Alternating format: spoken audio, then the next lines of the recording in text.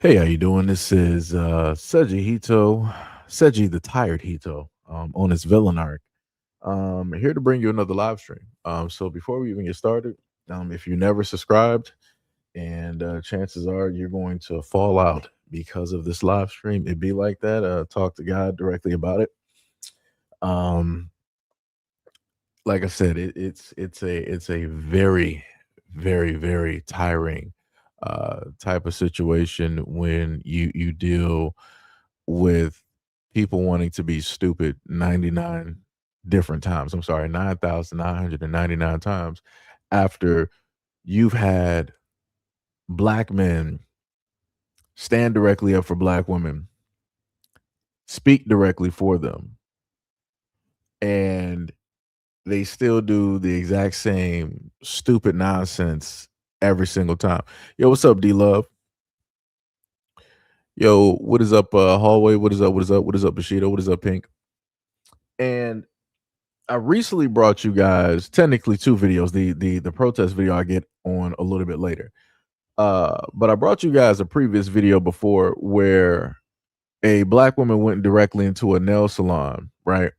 And she was mistreated. Matter of fact, let me just play the clip real quick because I feel like I just got to do this again. Uh, and and again, the way that I sound right now is again, it's tired of being tired.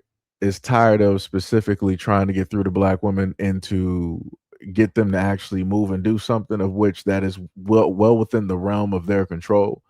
Um, as stated before, I'm tired of hearing that folks are the utmost intelligent, got the utmost degrees, got the utmost money, investments, entrepreneurs, and all this other type of stuff, but you're still doing the exact same repetitive dumb stuff.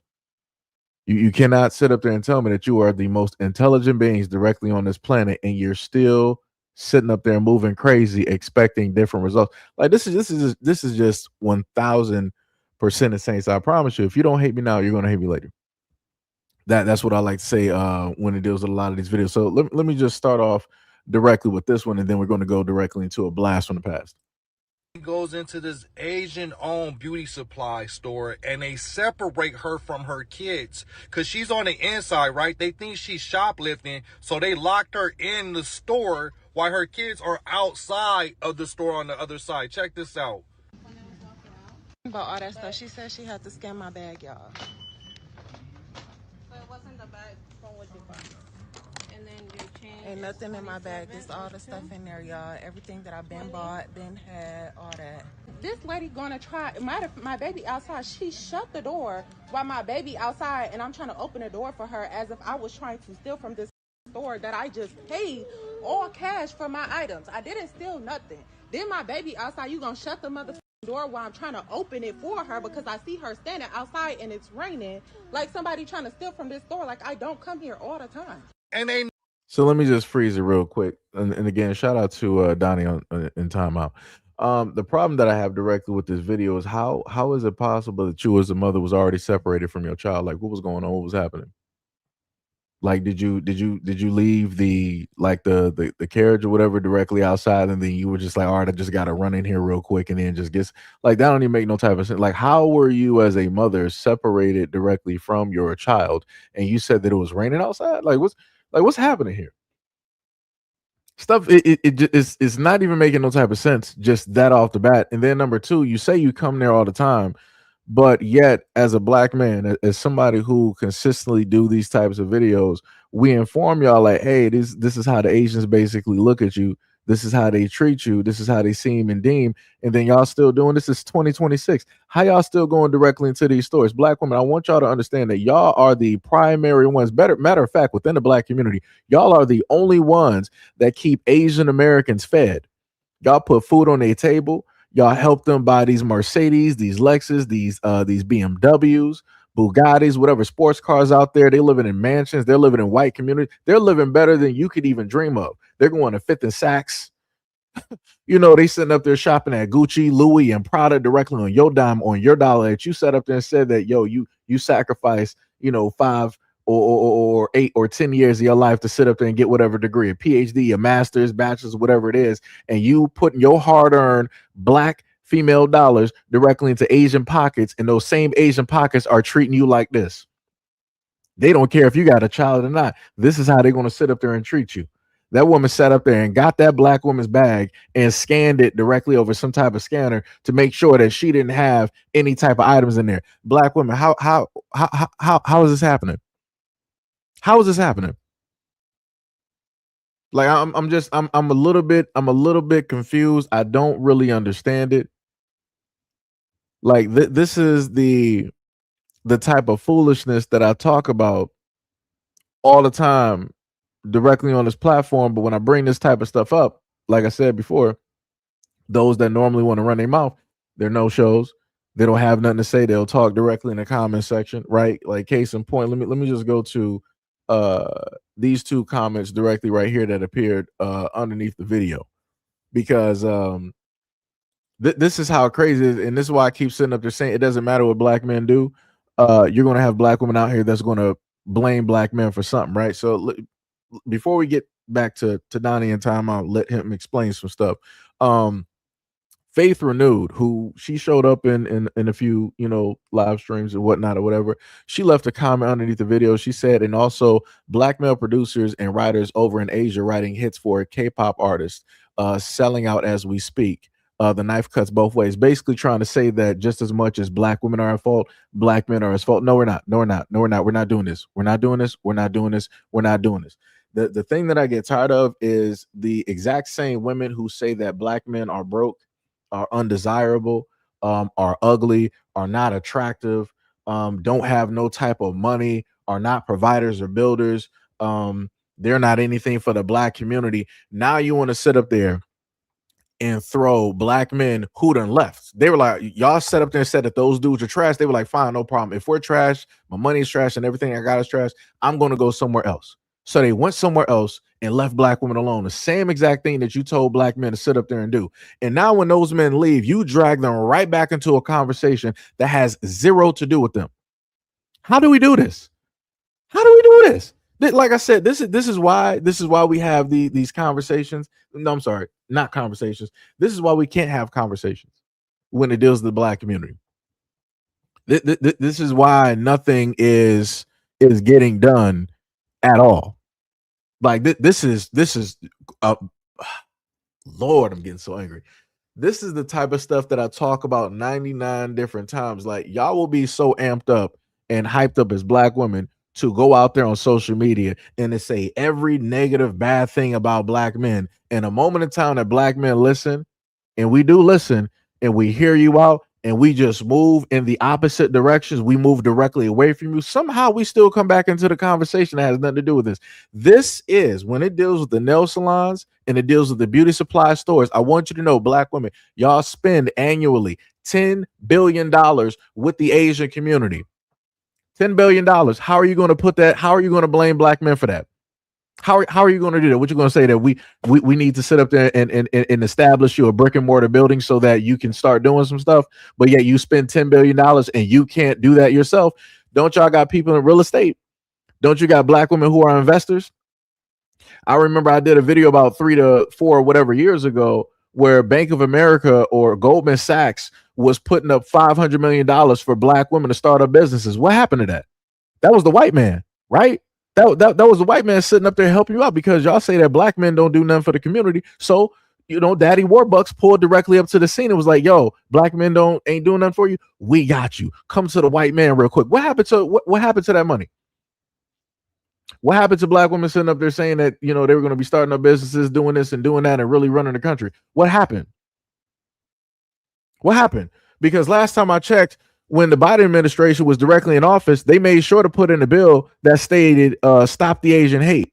Correct? Correct me if I'm wrong. All the Asians came directly out, right? So for black women, when y'all voted for Biden, how come y'all didn't pull up to the scene and tell Biden and Kamala, like, yo, where's the bill to protect black women in America? What happened?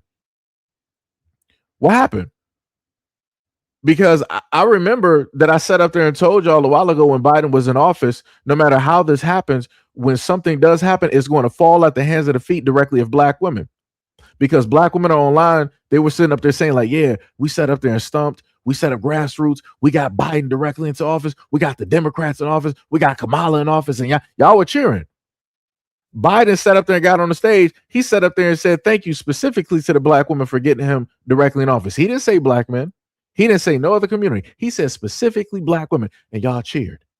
Y'all thought God opened up the skies for you. But yet the only people that God opened up the skies for was for the Asian communities, and that's why they got that bill passed, and you didn't get nothing. What happened? So now we're in 2026, and the same people that you helped to protect by getting Biden and Kamala directly into office, and you also helped them to get the Stop the Asian Hate bill passed, y'all got nothing for yourselves. And in 2026, y'all still getting treated the exact same way that y'all were getting treated for the last 5, 10, 15, 20, 30 years. And now I'm up here having this exact same conversation, dumb conversation, mind you, because I'm dealing with the quote unquote most intelligent women directly out here, the most scholarly, college educated women directly out here, the most independent women directly out here, the women with the most money directly out here in the United States. But this is where we are. But this is where we are. And these are the comments that I received. So let me go back to the second comment, because again, my apologies, you can't fully see the comment directly up there. But I'm going to read it directly to you. So now we're going to move directly to the second one, right? LF Jasper, she said, I agree with you on this. And again, for the women out there, I'm not really looking for you to agree. I'm not, because usually the moment in time that I hear a woman say that she agrees, and I especially have never seen her on this platform, it's going to come with a caveat. It's going to come with a but. It's going to come with an asterisk, right? So she said at 350, 527, 608.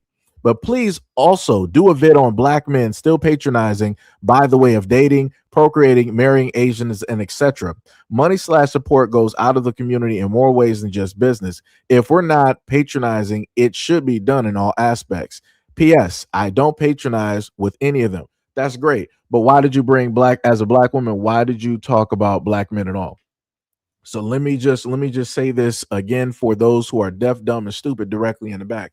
So we got a movement called the Passport Bros, correct?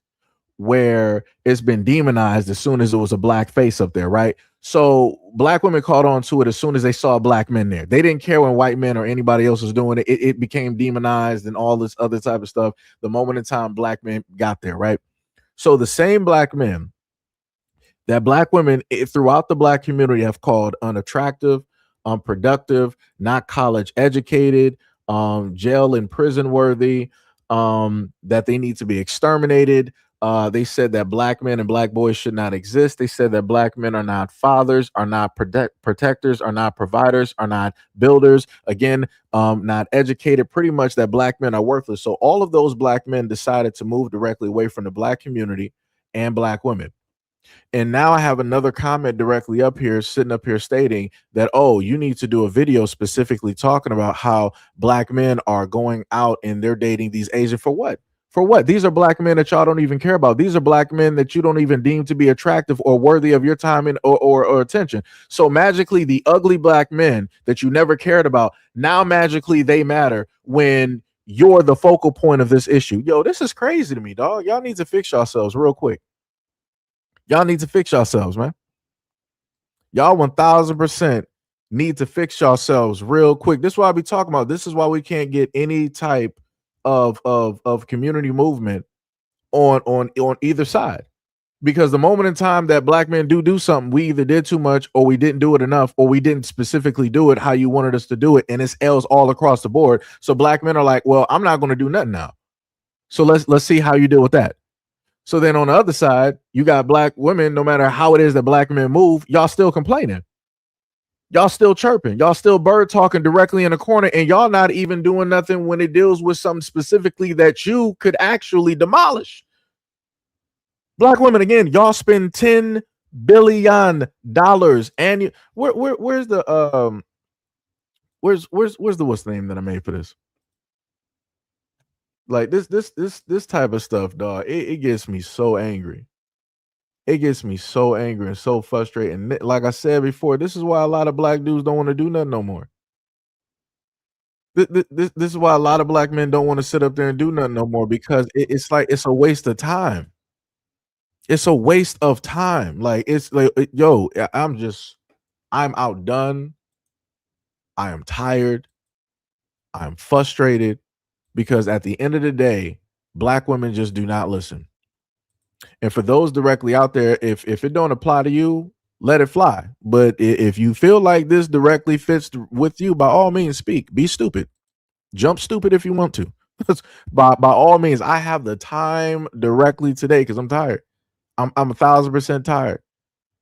Like yo, this is ridiculous. So let me go over some information I have placed directly in another video because, like I said before, I try to inform black women of fields of things, but like I said, it don't matter what you do as a black man, and I want y'all to understand and use me as an example. It doesn't matter what information you put out here. It doesn't matter how you present it. It don't matter how sweet, how nice, how much you cater, whatnot. It don't matter. It don't matter. It don't matter. It don't matter. It don't matter. It don't matter. It does not matter.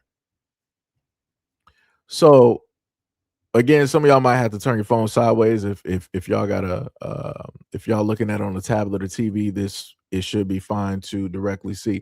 So it says that black women spend 7.5 billion on beauty care annually to try to meet an ideal that society deems more professional or appropriate. Straight hair is good hair. Chemical hair straighteners and hair dyes increase black women's risk of breast cancer and uterine cancer. Black women die more frequently from breast cancer than other races. So I want, because people always talk about the femicide rate. I see this and I would get this comment all the time throughout my streams and the videos that I do where black women pull up whenever I start, talking, trying to speak facts, and they'll be like, oh, the femicide rate. Oh, but let's talk about how you black men are doing this and doing that directly to us. And you guys are basically trying to exterminate us. Right. They would like to do all of that, but you're killing yourselves. How about that one? How about that one? You're killing yourselves directly out here by putting on these weaves, these wigs that got all types of carcinogens directly out there, cancer causing chemicals directly. You don't even know where the hair is coming from. Like I told y'all in a previous video before, there was a black woman that tried to literally inform black women of the harmful products that are in there, and you have black women on the shade room like, well, I don't really care. Just get to the point and tell us what hair that we can buy that doesn't have all this stuff in there. Like I said, dog, like this is why I'm tired. This is why I'm tired, because it's not worth even doing this anymore. It's not worth doing this anymore.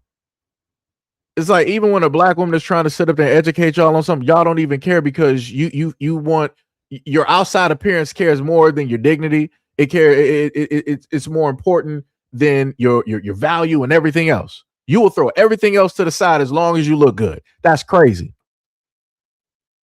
That's wild. And this is why I sat up there and said before, it's like, yo, who's going to sit up there and respect you if you don't sit up there and respect yourself? I'm reading and I'm looking at all of the stuff that black women put directly on their bodies that's causing all types of harm, all types of irreversible reproductive problems, causing all types of cancers, causing all types of fibroids. And again, black women, y'all are the main number one suspects when it deals with suffering and going through fibroids.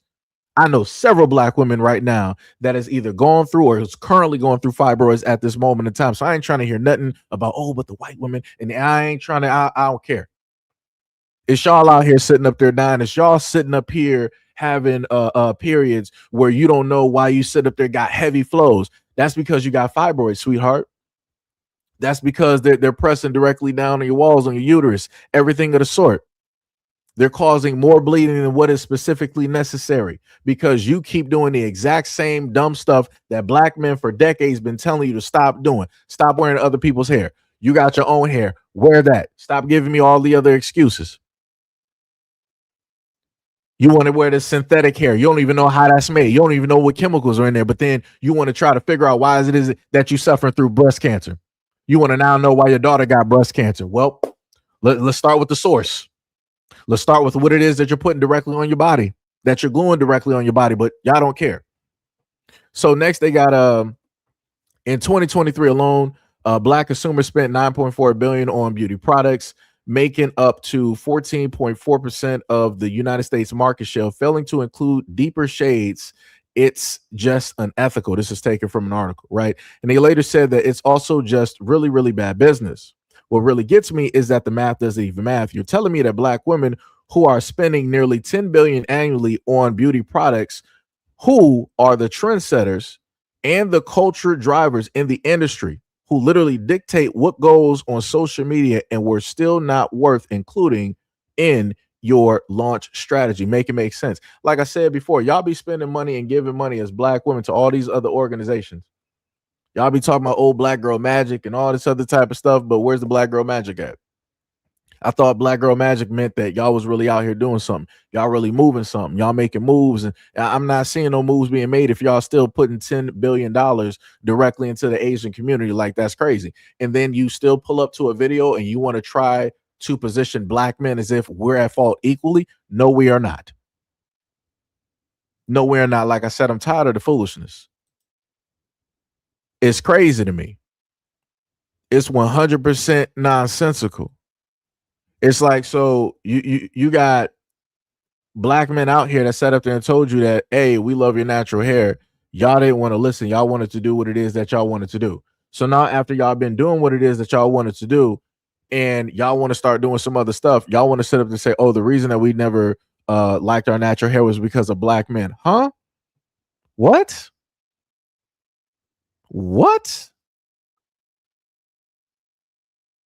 Last time I checked, you had women online sitting up there saying that women do not do their makeup, they don't get their bodies done, they don't get dressed up, they don't try to look good or smell good for men. So in my mind, I'm like, okay, so you're doing it for the women then.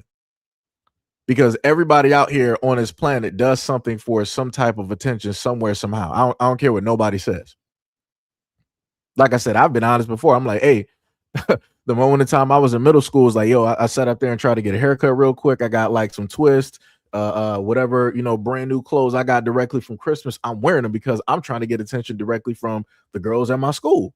Like I said, guys are honest. Women be just straight lying out here. It's like, yeah, we don't do this for men. You guys aren't even a thought within the process. We do it for ourselves and other women. Okay. All right, but then at the same time, people be trying to claim that black men are on the DL or gay. I'm like, that sounds quite DL and gay to me.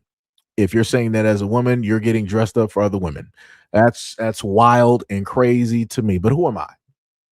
Who am I? I'm just some random dude up here, dog, and just paying attention, listening to the nonsense that is directly out here. Like I said, it's crazy work. It's like I said, I look at black women every single day on social media, slowly but surely killing themselves with the chemicals that they use directly on makeup, on the hair glue. Like I said, how many black women even know what type of chemicals are in the hair glue that they even use? They don't. What about within the synthetic fibers of the hair that you put on? You don't. Even the real hair that you get directly from the Philippines or the Indians, you don't even know how that's processed, or how specifically they even take care of that at all. Like I said before, and black women always say that they are very sensitive, that their bodies are sensitive to certain energies.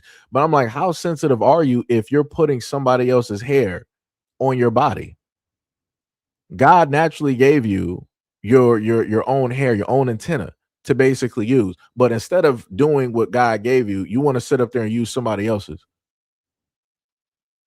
And then you wonder why it is that you're so combative, argumentative, and you want to sit up there and rah rah rah, and you want to go through there and you want to fight a multitude of people directly out there, right? So then the next thing that was directly listed, it said that black women are the dominant demographic in the beauty industry, contributing heavily to a wider black consumer spending footprint in the United States beauty category, where overall beauty and cosmetic expenditures exceed $9 billion annually. Specific aggregated data on nails alone is a subset of a larger category like cosmetics and nail grooming, which see roughly 1.9 billion in sales. On an individual level, the amount varies widely depending on whether you get simple salon service or custom full coverage luxury manicures, right? So then underneath, it gives a different price point. Basic manicures, average cost $20 through $40. Visits frequently every 2 weeks. Estimated cost amount is anywhere from $520 to $1,040. Basic pedicures, $35 to $60 every 4 weeks. Estimated annual cost $420 through $720. Acrylics, gel, and nail art $60 to $120 average cost. Visit frequent every 2 to 3 weeks. Estimated annual cost $1,000 to $2,000. So again, for the black women out there that want to try to position black men and try to blame black men for you spending billions on nails and billions on hair and other cosmetics, it's not making no type of sense. I need folks to specifically take heed and to acknowledge the fault where they are the main ones committing this act. Like I said, the reason that these Asian Americans in these salons and these nail shops and everywhere else can treat black women a certain type of way is because of you. It has nothing to do with black men. I hear all the time people about, well, the only reason that everybody in the world treats black women a certain type of way is because of black men. If black men would treat us better than yada. But last time I checked, black women said that they're independent, right? That they're autonomous. Black men have no ownership of them, have no say. So black women are independent. Black men cannot tell black women what to do. Last time I checked, black women can own a house.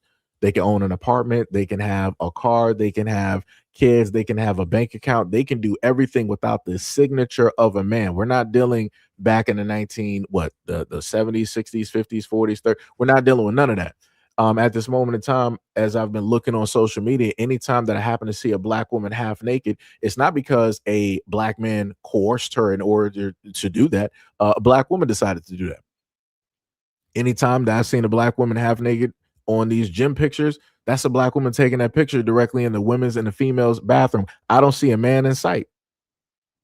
Anytime I happen to read a story where a mother of a child, black woman, decided to go to a graduation or whatever, and she was, as some people want to say, half naked, or she was dressed very provocatively, that's not because there was a black man forced her to go there to that child's graduation. She decided to do it herself. Anytime I happen to hear stories of black women going directly to a family pool, not a beach, not a cruise, but a family pool where you got children and whatnot, and black women want to wear the most provocative types of bikinis, that's not because of a black man at all.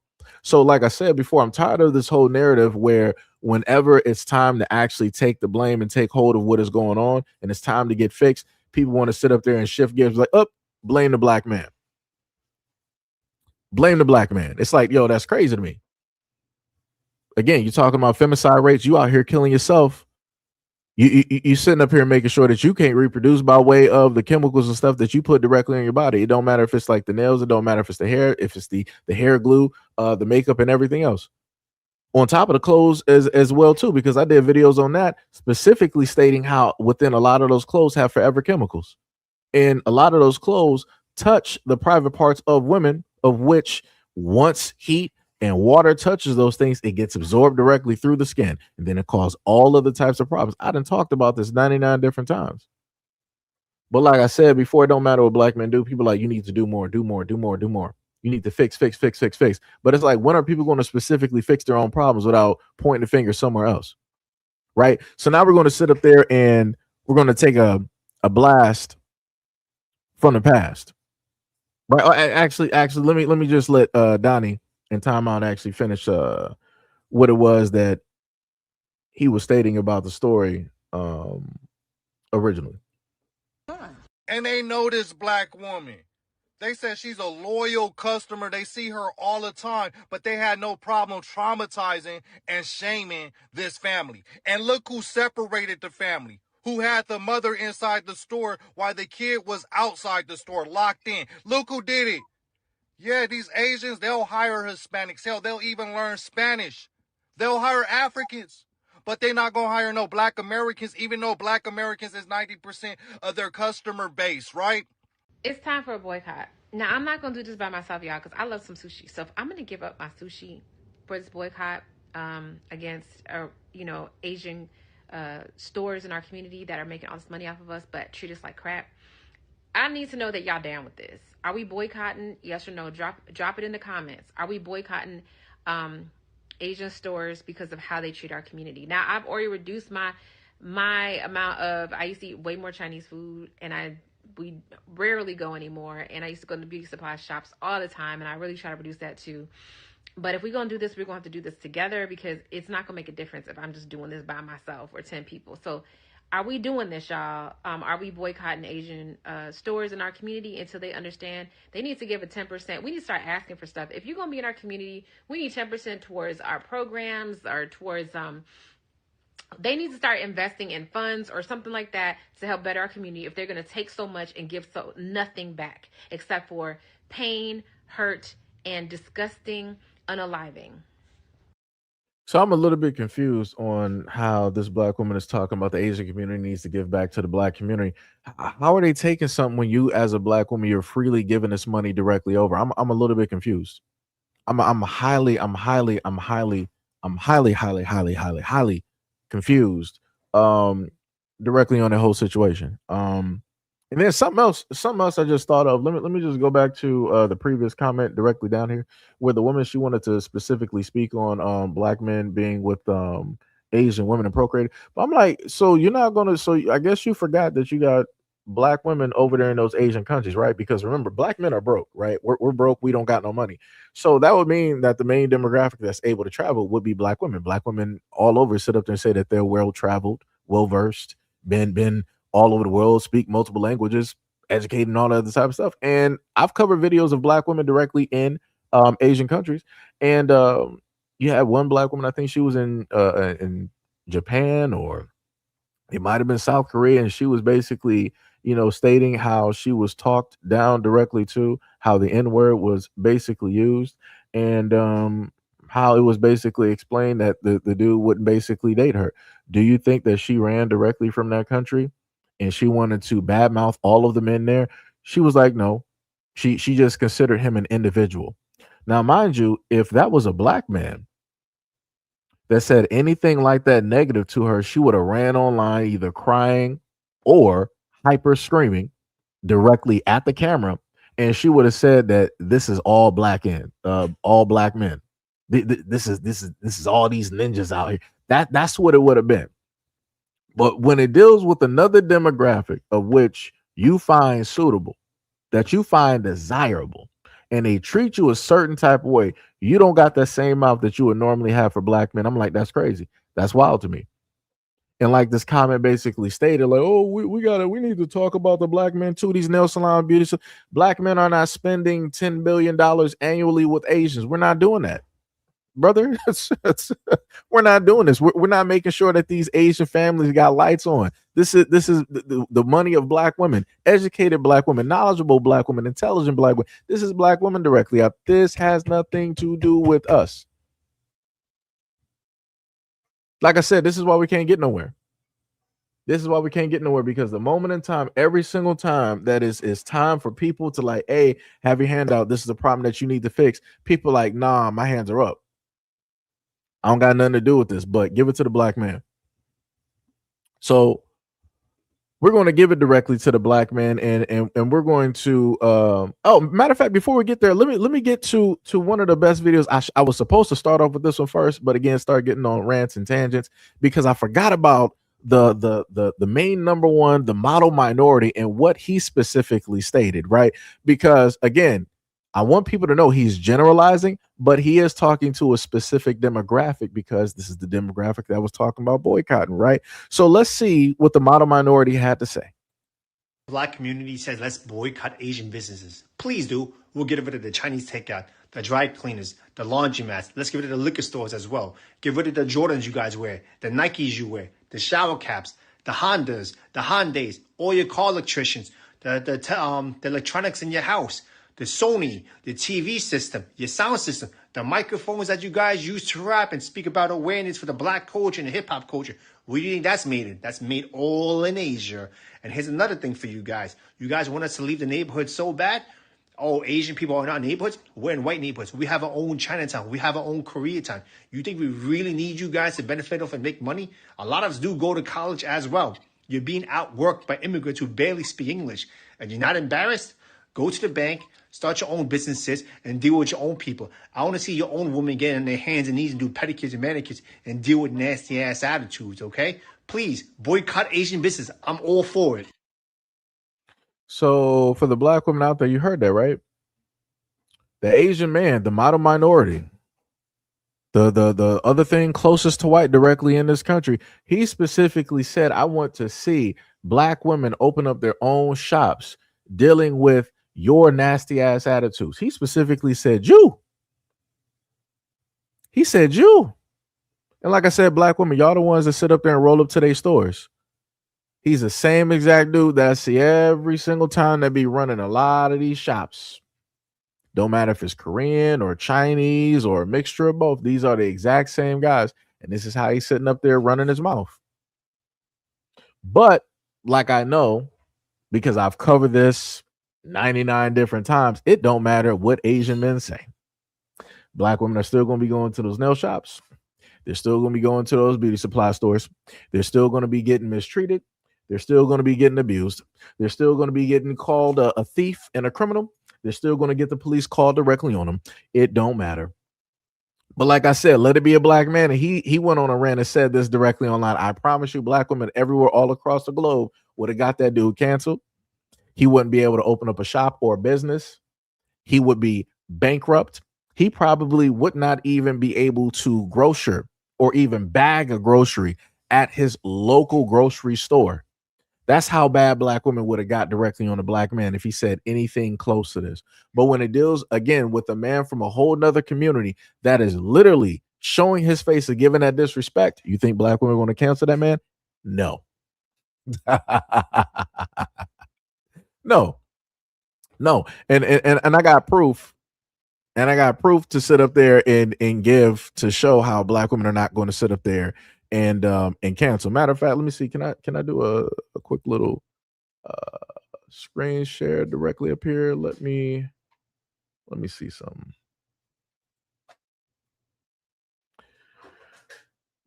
Let me see. Right. So if we I think you guys are able to see this screen, right? It may be a little bit small. I apologize, right? But the next video that we're going to go into is a brother that I talk about a lot on his channel, which is by the name of Tyrone Muhammad, right? And he pretty much sacrificed his life, his freedom. So the name of the nail salon in Chicago is called Colors Nail Spa. I originally thought that this place was shut down, but you know why it's not shut down? Brother Tyrone Muhammad busted out the windows, the front windows of that whole spot. What do you think black women did? Do you think that they stopped going to this nail salon, or do you think that they kept going to the nail salon? They kept going. And here in 2026, they're still open. And black women are still leaving reviews. Still leaving reviews. Still going to shop in here after seeing a video some years ago about how a black woman and her daughter were treated. This is what I'll be talking about. This is why I sit up there and say it doesn't matter what black men sit up there and do. Like all the time you hear black women sitting up there saying like, oh, we need more black men to sit up there and be leaders. Brother Tyrone Muhammad literally went to the nail salon. Matter of fact, let me stop talking. Let me just show y'all the video. Let me just show y'all the video because this is just stupid. This is 100% stupid. That's what I'm talking about. Go in there with him, okay? Come on, go in there with him. Go in there with him. Go in there with him. Go in there with him. Step away from the window. Y'all can step away from the window. Y'all can come up down there. So y'all, I'm getting you one. Step away from the window. Let y'all know this is the second time I've been here with this shop disrespecting black women. This is over with. The last time you're gonna happen. Y'all step away from this window, or y'all stay here, continue to support these people that continue to disrespect y'all. When black men stand up for y'all by these clowns disrespecting us, we don't get the support we need from y'all. Y'all get away from that. Y'all come on. Come on out. Y'all need to come on out. You've been warned. We're going to shut it down. Thank you. All right. No. So notice that you still see the black woman sitting there getting their nails done and all this other type of stuff. Right now, we got somebody in the comment section that talking about Brother Tyrone Muhammad. He got paid. So this is my question. So when this story was like hot some years ago, where were you at to sit up there and say that he got paid? Where were you at to pull up to the scene to tell him directly to his face that, yo, brother Tyrone Muhammad, we know that the Asians paid you to sit up there and do this, bro. We know. Where was you at? Where was you at? Where was you at? Because magically you got this knowledge now. Magically, hold on. Let me put this up there because people want to be highlighted for this Marcus Jones. Like, where was you at? So when this was going down, where was you at?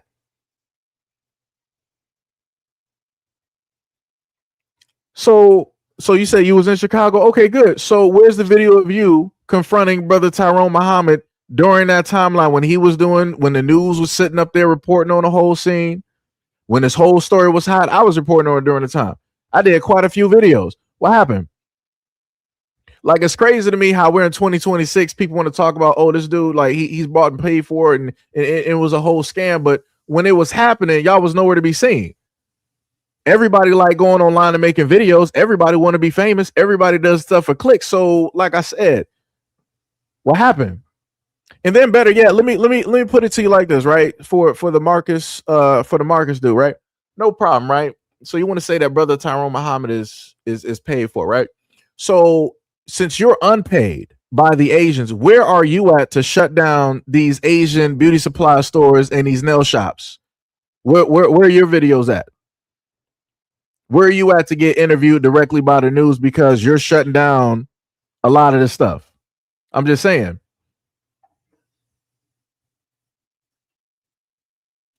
Simple question. Because it's crazy to me. Like, I got umpteen videos of things happening directly to black women. And then a moment in time that we seemingly have a black man stepping up to the scene, we got a black dude up here talking about like, yo, brother Tyrone Muhammad, he's not even real. But I'm like, so where were y'all? So where the rest of y'all at, right? Since y'all the realest ones directly about here, where the rest of y'all at to shut down a lot of these places all across the United States at? Since y'all are the realest ones directly out here, since y'all doing the actual work, where y'all at? Because I've been covering these stories for quite some years, and I ain't been seeing nothing. I ain't been seeing nothing.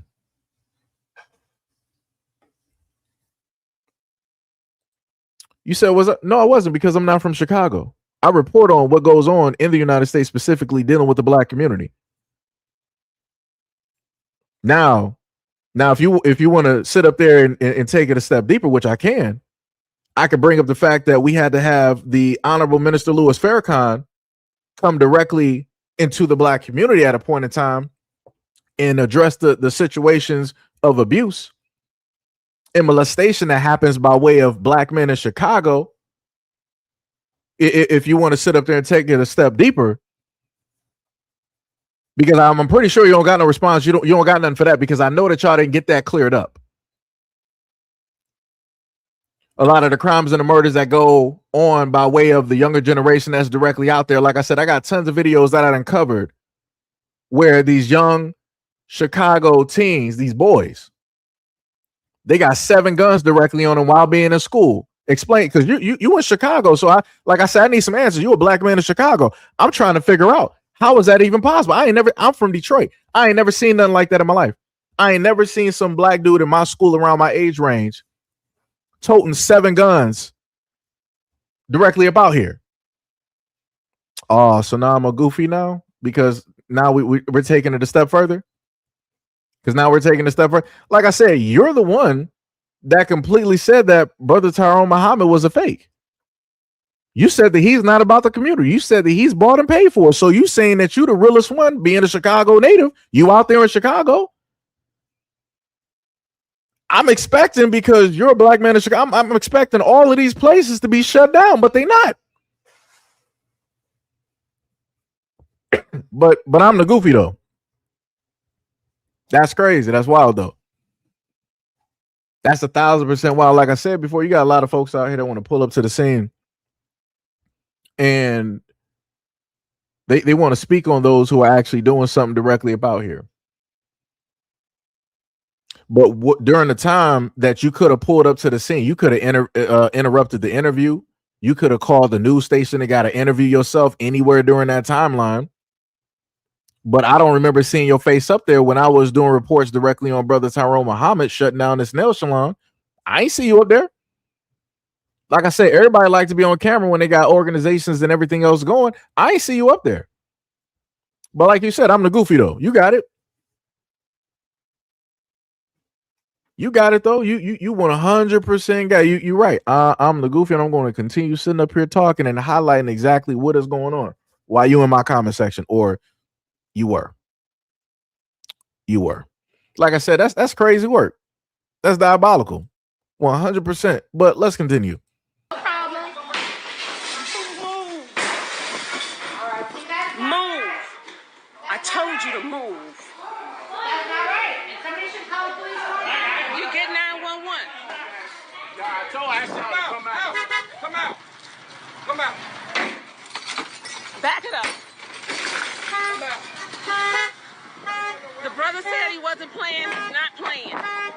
He said he wasn't playing. He is not playing. That's okay. He know. He know. You got another one. Yeah. Take it in. I got mine. Stop playing. Y'all play too much. We talk too much. That's it. Quit playing. Stop disrespecting black women. I ain't saying what I'm Don't move. Don't move. Just put it in your pocket. I'm not hiding. I'm not going to keep doing it. Yep. Come on up out of there. Back it up, sister. Ain't no question. Yeah, okay.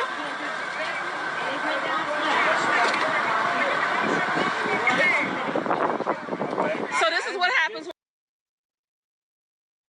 Right. So we were able to see that.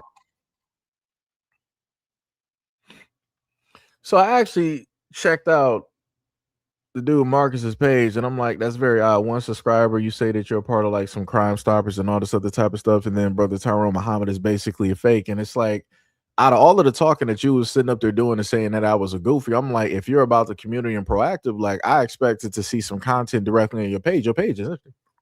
It said that this channel doesn't have any content, and you've had this profile since February 17th of 2015. So I'm like, that's crazy. I'm like, you're this big community activist and a part of whatever group directly out there. You say you was really out there in the streets and all this other type. I don't see no content.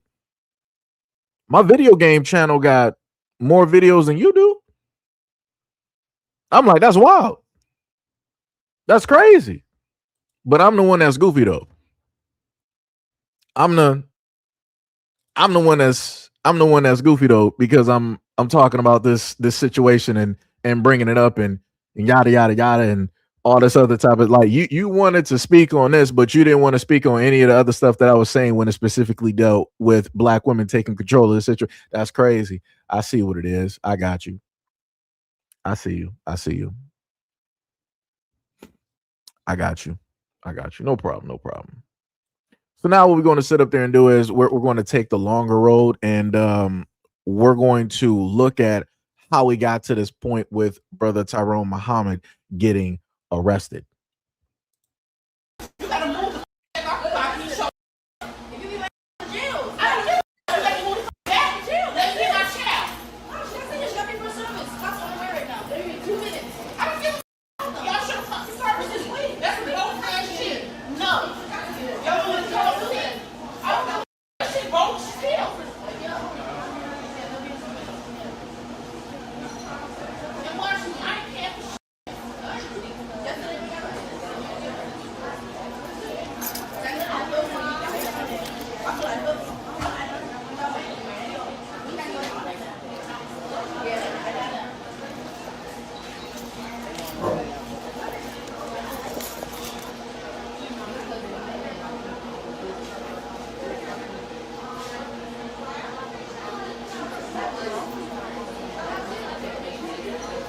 At the nail shop out south. This the same one that was on Facebook last time for this man right here hitting a customer inside the facility. This the one I was telling y'all about I wouldn't be coming back to, but I need my eyelashes done because we all know the funeral tomorrow. And I'm out south, so I ain't had no choice, but this is the same shop on 87. And where we at? What this is? 83rd and what? 83rd and what? Y'all don't know.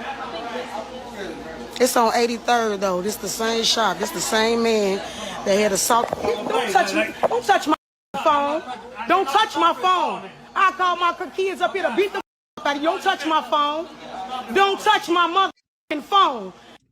So question to the black women. And again, this is an older video. I said this is a blast from the past. Some people have seen it, some people have not. I'm just trying to figure out if I can keep continuously finding and posting videos like this, why would you still go to these Asian shops? Why would you still patronize Asian businesses? I'm just trying to figure out, because that don't seem smart to me. That doesn't seem intelligent to me. That doesn't read as if somebody is well read, knowledgeable, well versed, highly educated. That's not what that gives off to me when I can continuously find videos just like this. But let's keep going. Is you stupid? You can't touch my phone. Get the away from me. You talking about? I get your ass beat the up. Touch my phone again, or touch me. Try. You can record the police. Who the you think you is? You gonna tell me I can't record? Came in this 2 days ago and got my eyes done. They came off. Give me my mother money back and I'll leave. Poor ass customer service. Mother beating up on women up in this. You mean? I'ma record live. Give me my money. My eyelashes too then. Pay me all my. I ain't gotta come back. Same man who jumped on the black woman up in this the last time. So let's just go over that real quick. So you know that this dude is not only abusive to Asian women, but he's also abusive to black women, and you still, as a black woman or black women, patronize Asian businesses. We just saw a black woman sit directly down in a chair, prepared to get her nails done. But yet when I talk about this and I bring this up, I'm the villain. I'm problematic. Black men are the problem. That's wild. That's crazy. But we can see this in 4K though, right? We see how comfortable the other black women are in that establishment. No matter all of the hooping and the hollering, no matter what's going on, no matter what's being said, they be like, I'm still going to get my nails done. I'm here for my appointment. You got to worry about you. I'll worry about me. This don't got nothing to do. Like what happened to that sisterhood though? I could have sworn like black women should have been walking out, but I forgot. I'm thinking about civil rights. I'm thinking about civil rights, maybe something close to the Black Panther Party back in the 70s. Maybe at that point, black women would have just like on site, just like rolled out with no problem. They would have took a back exit, front exit, whatever. Even if they had to climb the roof like Ninja Turtles to get to the rooftop to get up out of there, they would have been out of there. But not today. But let's keep going. You mean? For real. The same mother, the same man. And baby, you a minor. They can't keep you in this mother. If they put their hands on you, them be under jail. You want to leave, you can leave. I'm finna leave. Leave out the door with me. Me. Put your mother hands on me. Trying to stop me from recording. You done lost your mother man. Let me up out of here. Let me the up out of here. Come on, baby. Leave up out of here with your mama. You mean? Thank you. You lost your mother man. Barricade my little sister up in that bitch. Barricade mine up in there. Think I ain't gonna record this mother. Y'all done lost y'all mother man. You just beat a mother. Just gave a soda woman up in here. Always is. We constantly patron this. Color nails right here. Y'all need to stop patroning these mother.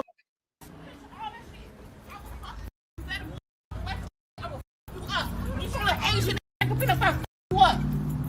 Oh my kid. Hit her like you hit the other woman. Cause you're gonna get your ass whooped today. You hit her in front of me. Y'all better get. Do it like you did the last time. You jumped on the black woman up in here. Do it now. You're gonna get your ass whooped today. I wish you would swing. So you know that he's already been physical with a black woman. So why are y'all still patronizing, and why is that shop still open?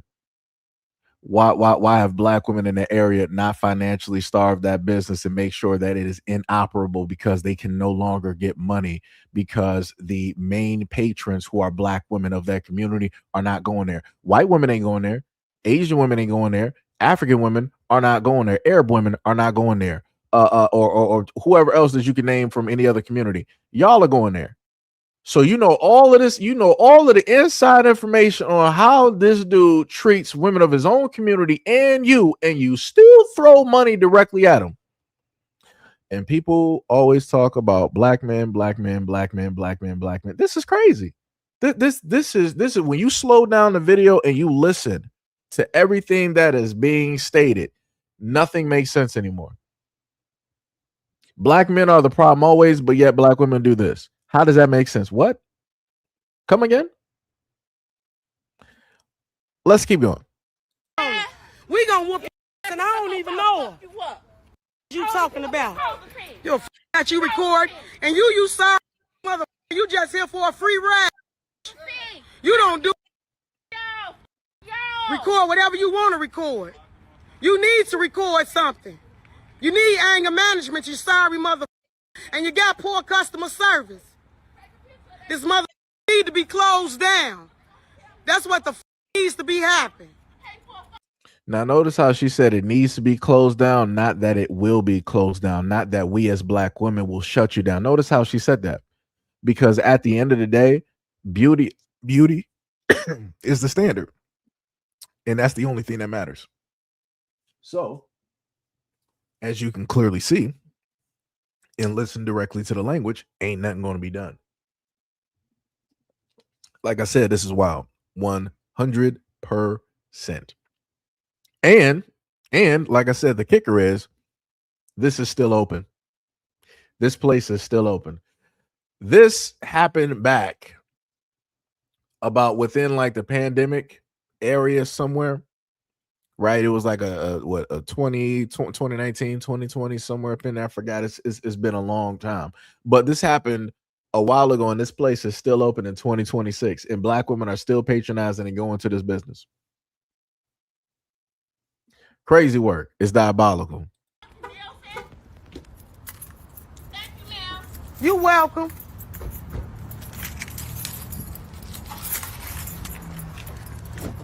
Sorry facility.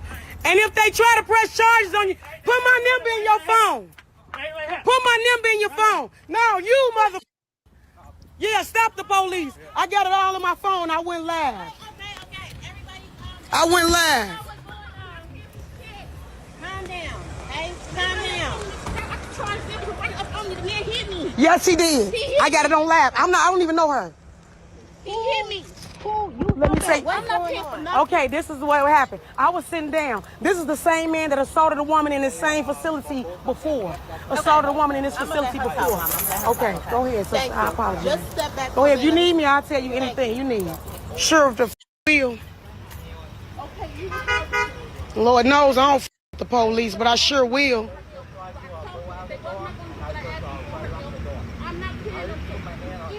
And that's the problem. We all sit around this mother don't do shit. We let it go and constantly patron their establishments. And they constantly do this. This is the second time this man has put his hands on a mother. The second time. The second time. And black women continue to patron this same establishment. The second time. And she's one of those black women. Yo, this is wild. Hold on. Yo, that is wild how she's trying to like, talk about this from like a outside point of view, like she's not a part of the problem. She was just in the shop. If this didn't happen, she would have still been in that shop waiting to get her nails done. Like, that is so crazy. What? Like I said, I don't know what y'all want to talk about when it deals with the sisterhood. It doesn't exist to me. I don't see it. I don't see it. I don't believe directly up in it because the sisterhood would have got this place shut down. The same way that I done seen the sisterhood attack black men who were proven to be innocent, and then they still provoke and attack that black man at the end of the day because they just want him to be guilty. I never see that same sisterhood pull up when it deals with these Asians. I never see it. I never see it. I never see it. I never see it. It doesn't happen. It doesn't exist, and it will never happen or exist. Like I said before, and I keep trying to tell people, like, yo, if you are a black man directly out here, like, yo, it's curtains. Black woman will get you canceled, bar none. It's a done deal for you. It don't matter if you're proven innocent, you're still guilty. Like one black woman I showed you before, she sat up there and said that black men should have to, when they're born, should have to work their way out of prison to prove that they are good. And even still, then they should be on probation. Like I said, the most nonsensical nonsense bird talk to ever be seen or heard directly on these internet streets. Wild work. But at the same time that you're saying that black men are problematic and we need to be born in prison, we should have to work our way out of there to prove that we're good for the black community. This is what y'all allow men of other communities to do to you, huh? Most educated, the most knowledgeable, well-rounded. Y'all got y'all the boss chicks directly out here, the most independent. That's why I love her. Yeah, you got all of that sitting up there going, but y'all allow this to sit up there and happen by way of Asian men. So much for that college degree. So much for that bachelor's, that master's, that PhD, that doctorate. So much for all of that. I can really see that going to work right now. That's crazy, but let's continue. Same establishment, only out south. Y'all need to blow this mother up. The same establishment. Constantly fighting and hurting each other, but you got these mother out here doing whatever the they want to do to us. But we so busy on each other. You mother the cars through stores, send a car through this mother right here. This steady putting his hands on black women, and we steady patroning his business. But we'll hurt each other, but won't do this mother. And this stove been here how long? And this been here how long? Up out of here. Shit continue.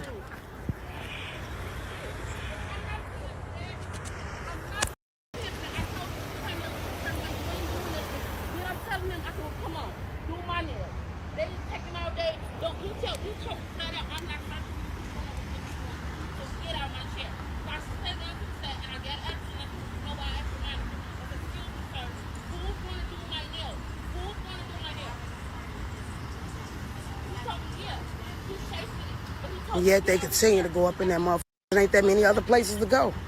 Need more black owned business. This shit sad as hell. If I'm gonna get treated bad, I'd rather get treated bad by my own.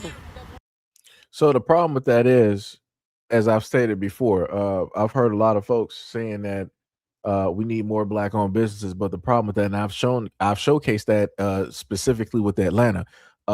There's black owned businesses there, and there was a black dude that specifically owned a restaurant, and black women had a problem because they weren't able to do what it is that they wanted to do. They wanted to be rude, they wanted to be crude, they wanted to talk loud, they wanted to, curse and do all of these other types of things. So when the dude put his foot down, you had a black woman out there that wanted to try to cancel his business and his establishment. So I'm like, what's the use of trying to open up and have black businesses when, like I said, you don't got to worry about white people. You don't got to worry about white people trying to set up and close down your business. You don't got to worry about Asian people, the Arabs, right? You don't got to worry about nobody from no other community. It'll be your own people that will get that shut down quicker than anybody else. And I cover those stories.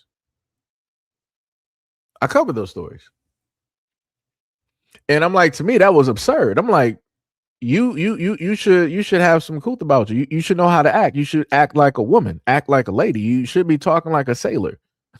Like, what are we talking about? Like, just because you talk a certain way outside or at the club or with your girls or whatnot or whatever, that don't mean that you talk that way in that establishment. Like I said, if they got certain types of decorum, certain types of rules and regulations, you follow those rules. You don't decide that, I'm going to relax on the rules just because it's a black establishment. Nah, because like I said before, let those same black women have been in a white establishment, like a Ritz-Carlton or whatever, like whatever a 5-star is. I promise you, they would have put on their corporate voices. they would have been acting like they really got it, and they really don't. They would have really been trying to show themselves in there in the best light. But let it be a black restaurant. Now people want to sit up there and act ratchet, ghetto, and hood. I'm like, all right, I see what it is. But yet, like she said, we need more black establishments. We need more black nail salons. So if black women are spending $10 billion, and that's with a B, we're not talking about M's, we're talking about B, right? Billions. right? Just like how a lot of women like to say that I'm the baddest bee in the world, right? We're talking about bees directly out here, billions, right? So if black women are spending 10 billion annually, what's stopping black women from buying up one of those businesses, from building a strip mall where it's all black female businesses of which black women can patronize? What's stopping black women from doing that? Please don't say black men. Please, please, please. Oh Lord, do not sit up there and say that you're going to decide to say that as black men. $10 billion. You got black women that know things about architecture, buildings, real estate, investment, banking, all types of stuff, sales, wherever there's a place dealing with money, I promise you there is a black woman that knows how to run that sector in that area. So I'm a little bit confused and lost on why black women are still trying to figure out how to get these businesses and whatnot or whatever established within the black community. Oh, that's right. There is no confusion. Because as I've covered in videos before, the moment in time that black women have their own business, black women don't like one another. Black women will demonize and treat each other a certain type of way. Black women want to start rah and start fighting and start jumping people, start setting people up. Yeah, that's right. I forgot. So it's not really the fact that black women can't do it. It's that chances are it's not going to happen on a greater scale because a lot of black women don't mess with other black women. No matter how much they say that they love black women, no matter how much they say that they love their image, they love their hair and everything else, and they support black women and the sisterhood and black girl magic and all this other type of stuff. No matter how much they put that out there, it is a facade. Like I said, I've covered videos like that as well too. But let's keep going. And that's just some real. You gonna conquer? And I ain't even racist, but this motherfucker constantly jumping on motherfucker constantly. This the second time he has assaulted a. Well, I hear somebody said bank loans, and somebody said the banks won't give them loans. You know, the craziest part, that's what I brought up before. I think it was Goldman Sachs or it was Bank of America. It was some bald white dude where they had an initiative where they have $500 million set up for black women to start up small businesses. So I'm not trying to hear nothing about banks are not going to give them loans. Ain't no bank out here ever started up an initiative where they were like, hey, we got $500 million for black men to sit up there and start up a bit. They ain't never done it. They're not going to do it because they want the playing field. They want everything to look a certain type of way. So black women will look and deem black men a certain type of way. And this is what I talked about before. Whenever white people start throwing money directly at black women, I already know what it is. I already see the psychological warfare. A lot of black women can't sit up there and see it because they're too caught up on this gender type of thing where it's like, you know, black man, this, that, and the third, and look at what these white women, these Asian women saying about you. They're saying the exact same things that we saying about you. So it obviously it has to be true. We're vindicated and and all this, right? So they're all caught up directly on that whole stream. So when you got white men out here throwing tens of millions or hundreds of millions of dollars directly at black women, it's like, oh, okay, no problem. We're over there with you. We over there sitting at the white tables. We're over there with the white man over there breaking bread, and we'll formulate business plans and doing this by ourselves because we all we got. We did this. This is our money. So it's not that the banks won't sit up there and give them loans because the banks have. So I'm not trying to hear none of that. Miss me with that one. So you said stop generalizing. What you talking about?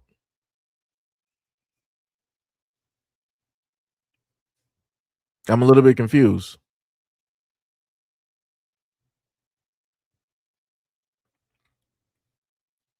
I'm a little bit confused. How am I generalizing? Am I talking about you specifically?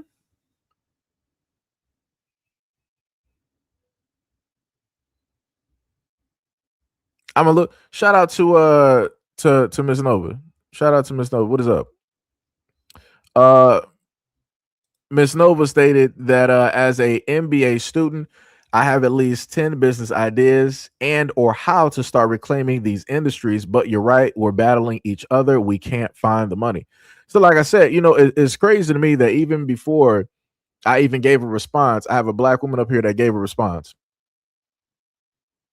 inadvertently, technically, to the first person that wanted to say that I was generalizing. So we got another challenger. We got Unlocked that said, "Stop lying." What am I lying about? I'm a little bit confused. I'm a little bit confused.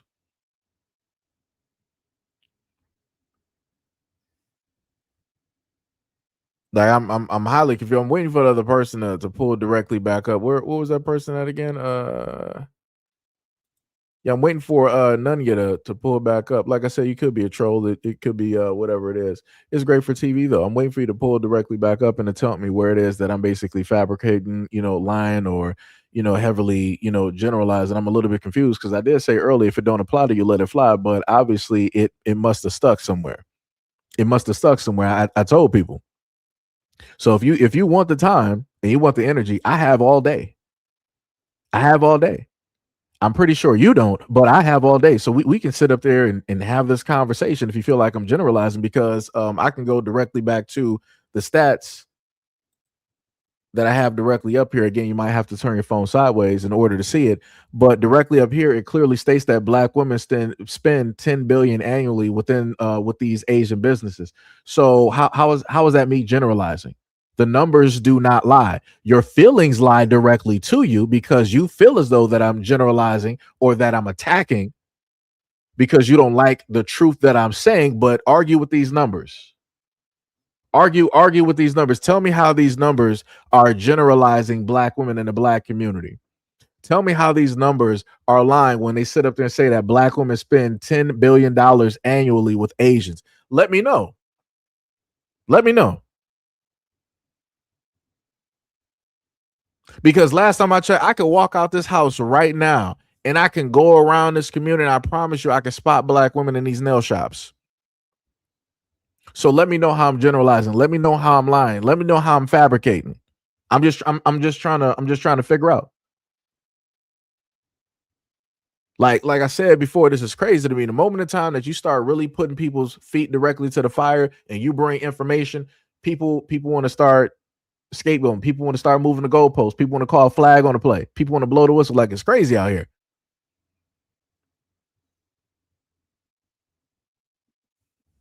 Like, that's wild to me, because I promise you, let me had did a whole live stream and I'm sitting up here talking about black men. I promise you wouldn't have had nothing to say. I wouldn't have heard a peep directly from you like I've done other live streams. I wouldn't have heard a peep. Wouldn't have heard a word. Matter of fact, you probably would have agreed with every single thing I was saying, including stats. You would have been sitting in the background being my number one cheerleader. But now when it's over here, when it's not dealing with black men, when black men can't be blamed, oops. Look who's the villain today. SEIJIHITO again. I love my job. I love my job. Let me tell you. But anyways, let's continue. Black woman inside the facility over here at Color Nails. The second time. It was on Facebook Live, went viral last time. Second time. Y'all continue to patron his business. Second time. He is the owner. He is the owner. The second time he has done this. Hey, we're not gonna do that, okay, Mama? I can record though, right? Okay. All right. Second time. Second. He need anger management. He need a hug. He needs something. He beats his wife. Do all type of shit. They deal with this shit. She come in to work, all type of bruises on her. This nigga shit. Okay. He ain't about to be late for work because I got to try to get my eyelashes done now. Don't make no sense. So you're about to be don't sit up there and blame the Asians for the reason that you're about to be late to work. You're about to be late to work because you're about to be late to work. Nobody told you to make an appointment before you go to work. You could have did this on your free time on a free day. Nobody told you to be stupid and decide to take out or block 1 hour to sit up there and give to a whole nother group, a whole nother community that obviously don't even care about you. Matter of fact, you have all the information and know that they don't care about you, and you still decided to go there, and now you're about to be late. And you know who's the number one person that's going to sit up there and get fired out of every other group? That black woman. So you just jeopardize your own job. You just potentially put yourself directly on the chopping block because you wanted to have some type of false beauty standard, because you didn't want to go in as you are. You wanted to go in as quote unquote what is acceptable. And now you want to sit up there and try to blame the Asians as to why it is that you're going to be late for work. Come on, dog. Like, yo, this is oh my God. Oh my God. All right, let me relax. Let me just keep going. Look at him. Now you want to walk away. Same one. He want to try to leave. Same man.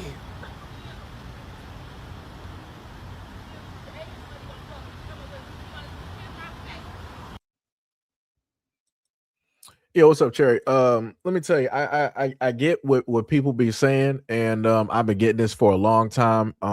But as stated before, there's not enough tethers to fill up a lot of these establishments throughout every single black community in the United States. So again, it does come to a point in time that stuff like that needs to be called out, but it comes to a point in time where black Americans need to acknowledge and need to take responsibility for what it is that they are specifically causing themselves. Like I said, I'm tired of like excuses.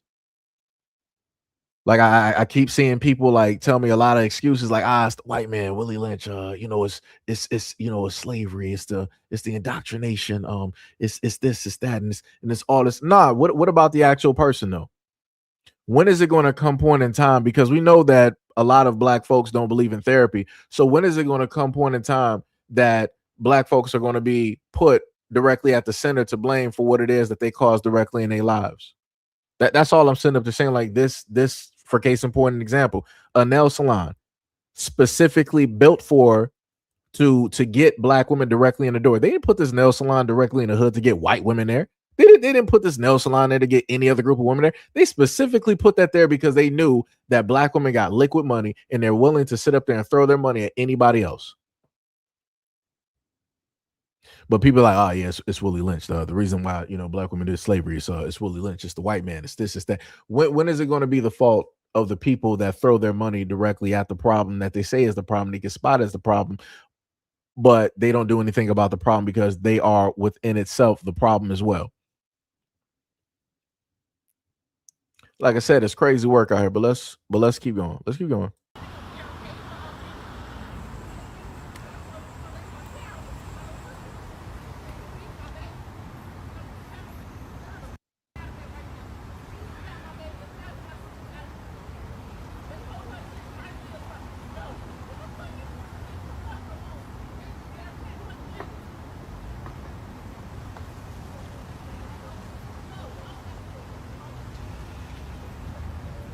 I put it to you like this, Cherry, as a black man, right? And again, like I told people before, I'm pretty honest about, myself, single parent household, right?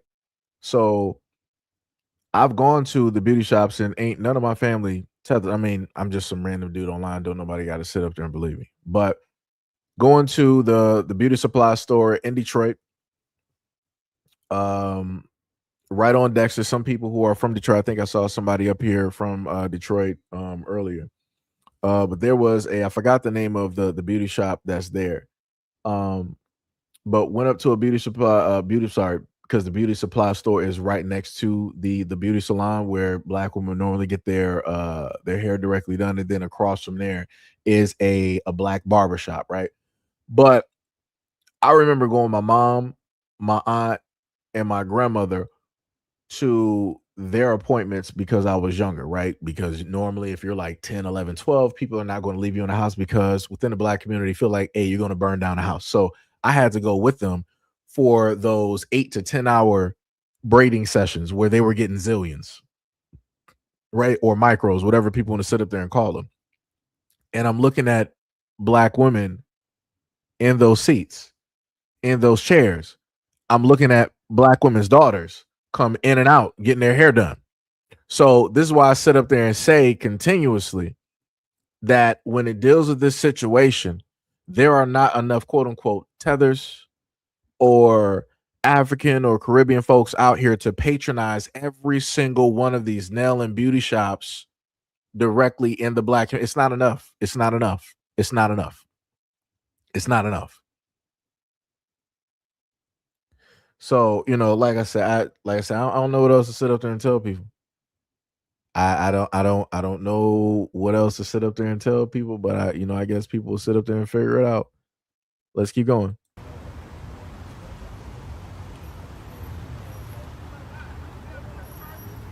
Surely I'm gonna be late for work. Surely. Time and a half. With this shit, mother.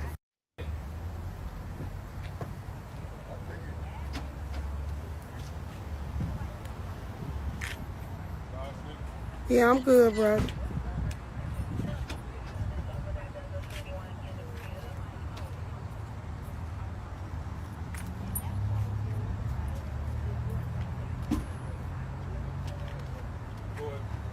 Hell yeah, I went live on. Went viral last time. He jumped on a young girl up in the same nail shop, and he steady doing this. And they steady letting this motherfucker up here, and people steady patronizing his shop. This the same man, same man. Second time he done assaulted a motherfucker. We so busy each other up. Why ain't nobody when he can't get off work? Why? Up out of here. He steady putting his hands on motherfuckers. Don't. I'm live.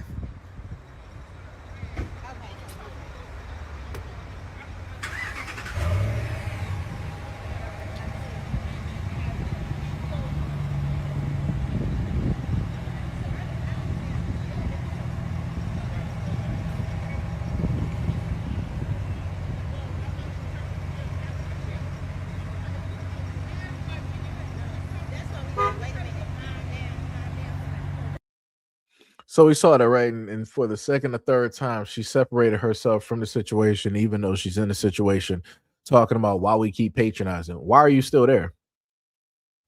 How come if you can go live with whatever followers you got and you're in Chicago, why aren't you advocating to get that place shut down? Why aren't you financially, as a black woman, financially starving those Asian businesses? Like I said, there's a lot of things of which black men have control over, and there's a lot of things of which black women have control over. When it deals with a lot of these businesses that are specifically for them, black women have the power financially to starve. They can make or break these businesses. But for whatever reason, you don't got black women doing it. But as you heard her say, it was like, hey, you touch me again when the Asian dude touched the phone, I sit up there and call my kids up there and come beat you up.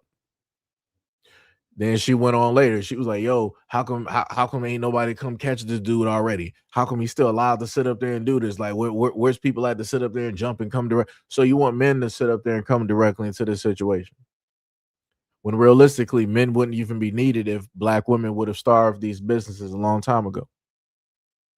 Like, that's crazy how black men, the only usefulness that black men have is to be a cleanup crew for a problem in a situation of which black women have caused. And we can clearly see that the black women here have caused this situation because they keep patronizing the business of which they know, either by video or word of mouth or both, of how it is that they treat women in general or just specifically black women. But black men are going to be theorized or thought of to be the cleanup men, to risk their lives for this situation. That's wild to me. That's crazy. D Money, the craziest part is I tried that before, and I tried to bring up stuff where I would have white folks basically speak directly to black people. I'm like, you know what? Maybe let me stop talking. Maybe I'll let white people sit up there and speak to y'all real quick. It's whatever. It doesn't matter. Like I said, I didn't brought videos up here trying to inform black women how other men of other communities basically see and deem them and how they're treated and all this other. It don't matter. It don't matter. It don't matter. Like I said, for me, I'm just tired. I'm just, I'm very, very tired. Very tired. Both, when it deals with in life of black women that you know, and when it deals with just the outer spaces and seeing people do the exact same things, and you as a black man, you're trying to be the solution because any man can sit up there and attest, you know, that whenever a woman comes through with a problem, you automatically try to come through with a solution to get rid of that problem because that's what we do as men. We are problem solvers. But it's very difficult to be problem solver for a group that don't want you to problem solve or that won't allow you to sit up there and do it. It's just like people just want to complain just to have something to complain about. And it's like if you want to fix that complaint, they get mad when you try to fix that. I'm like, you got it. You got it. You got it. You got it. You just got it. You got it. You got it. Like I said, I'm outdone and I'm tired.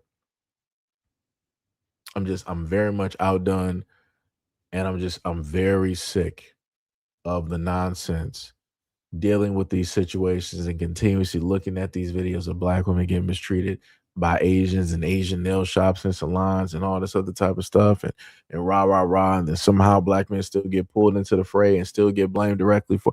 I'm like, yo, yo, it's just whew. uh,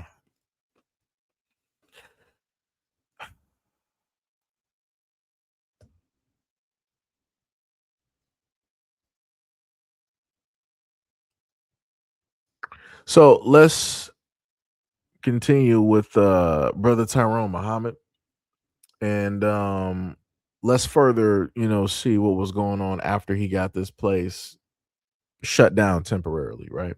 After he risked his life and his freedom for black women. CCSC, how y'all doing, people? We on 83rd Street again. As we know, the shop is shut down. They say I can't go over there to the shop, but I'm gonna just show y'all the shop. I can't go, but that's it over there. I'm over here, and it's shut down, and we're gonna keep it shut down. It's right there. They won't let me. They say I'm going to jail if I step on the property. So it's shut down.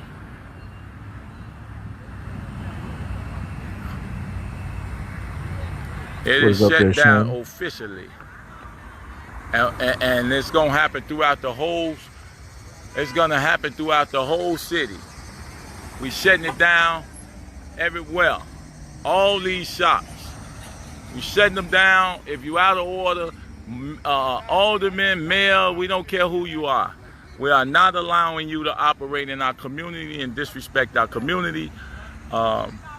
It's not gonna stop just here. Just so thankful that God is on the scene with us, and we need to make a grand statement, and we're gonna do this throughout the country.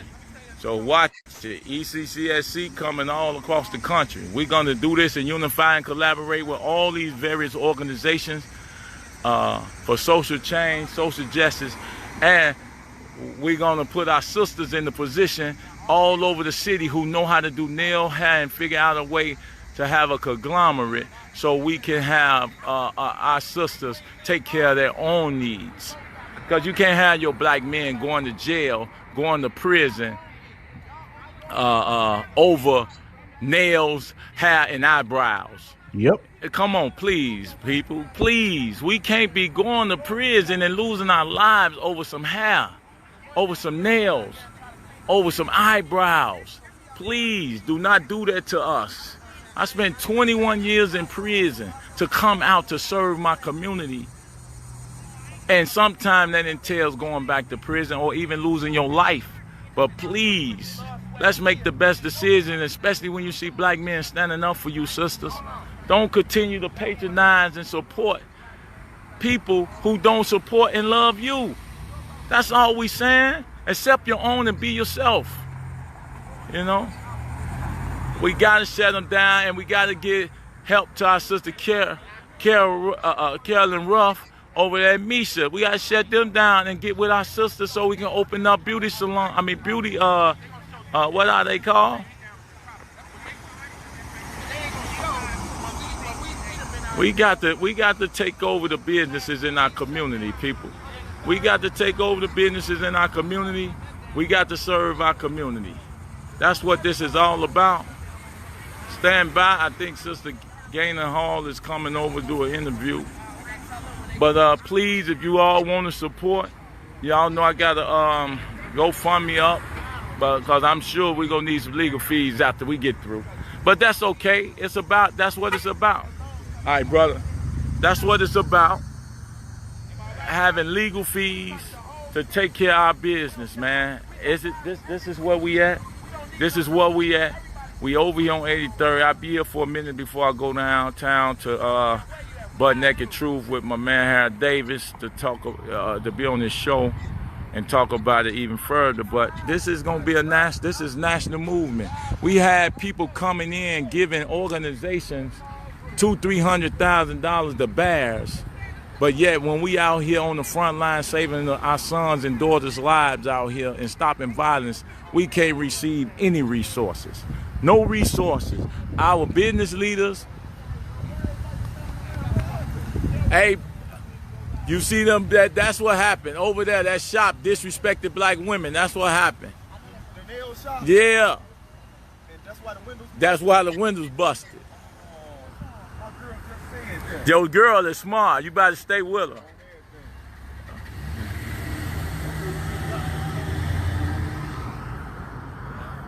Yeah, so that's what it is. Y'all tell them.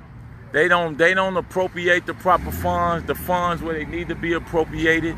We continue to get disrespected. No community benefit in these businesses, from the corner stores, liquor stores. And in fact, there's no community benefit electing the political leaders that we select, not even elect. See, y'all call them aldermen. I call them wardens. See, they over wards. But I call them wardens. They not aldermen, they wardens, because all of our communities are former prisons. All of our communities are former prisons. We in prison in our own community. We're in prison in our own communities. We're in prison in our business, with our businesses. We disrespected, and yet we accept that. Not me. I can't do it. I can't do it no more. And I hope that y'all feel the same way. I don't mean to disrespect nobody. All I want to do is see a social change for our communities all over the country, not just Chicago. We're going to line up with those organizations around, and ECCSC going to have a branch in every city and every state.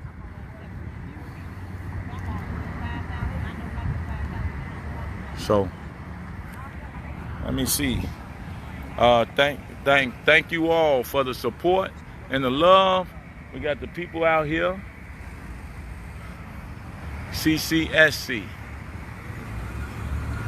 I put the Facebook link, I put the GoFundMe link up there again for those that asked.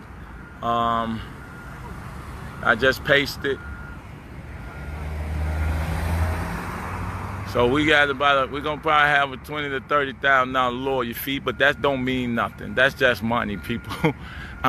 It doesn't matter. I can go to prison for my community, for my people, for just a level of understanding to create.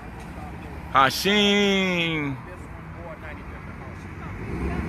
Let me just say what's up to everybody that's tuning in, if I can. That Malaysia.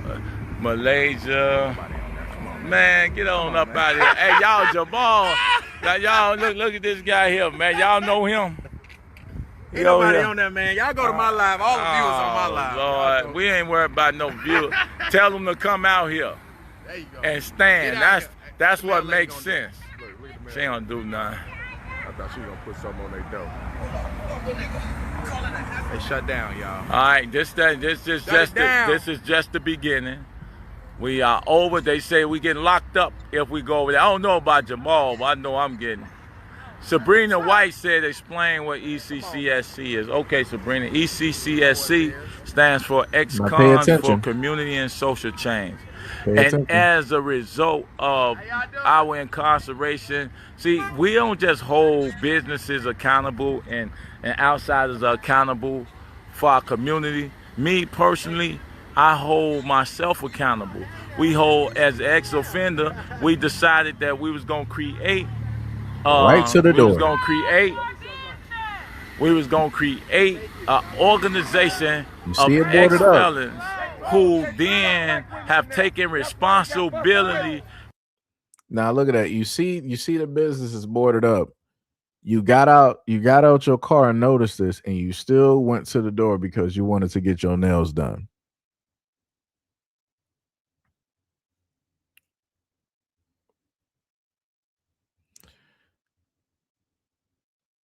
And that's an older woman, mind you. That's an older woman. So in my mind, I'm like, you should very much know better, because for at least thinking about the time, I'm like, she looks roughly close to my grandmother's age. I'm like, you should really know better. But like I said, you can't tell nobody nothing. And if you got women like that of the older generation that move like that, what do you think that means for the younger women directly out there that's in, they 60s, 40s, 30s, and so on? Let's keep going.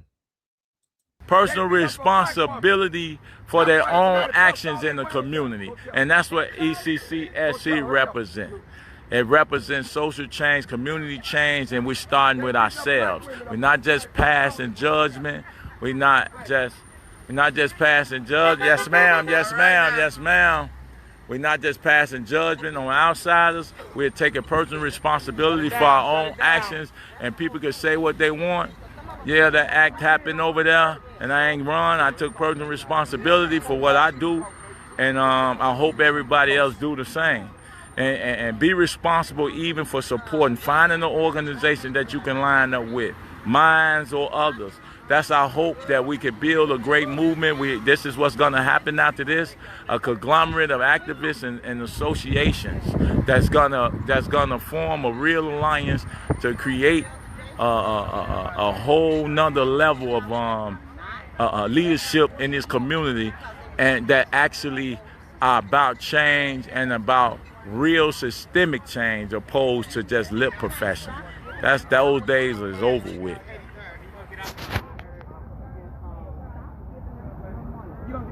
Yeah, people still trying to go with the boards boarded up. But that's the ignorance. You have to make the people be patient with our people ignorance, man. That ignorance, some people just ain't gonna get it.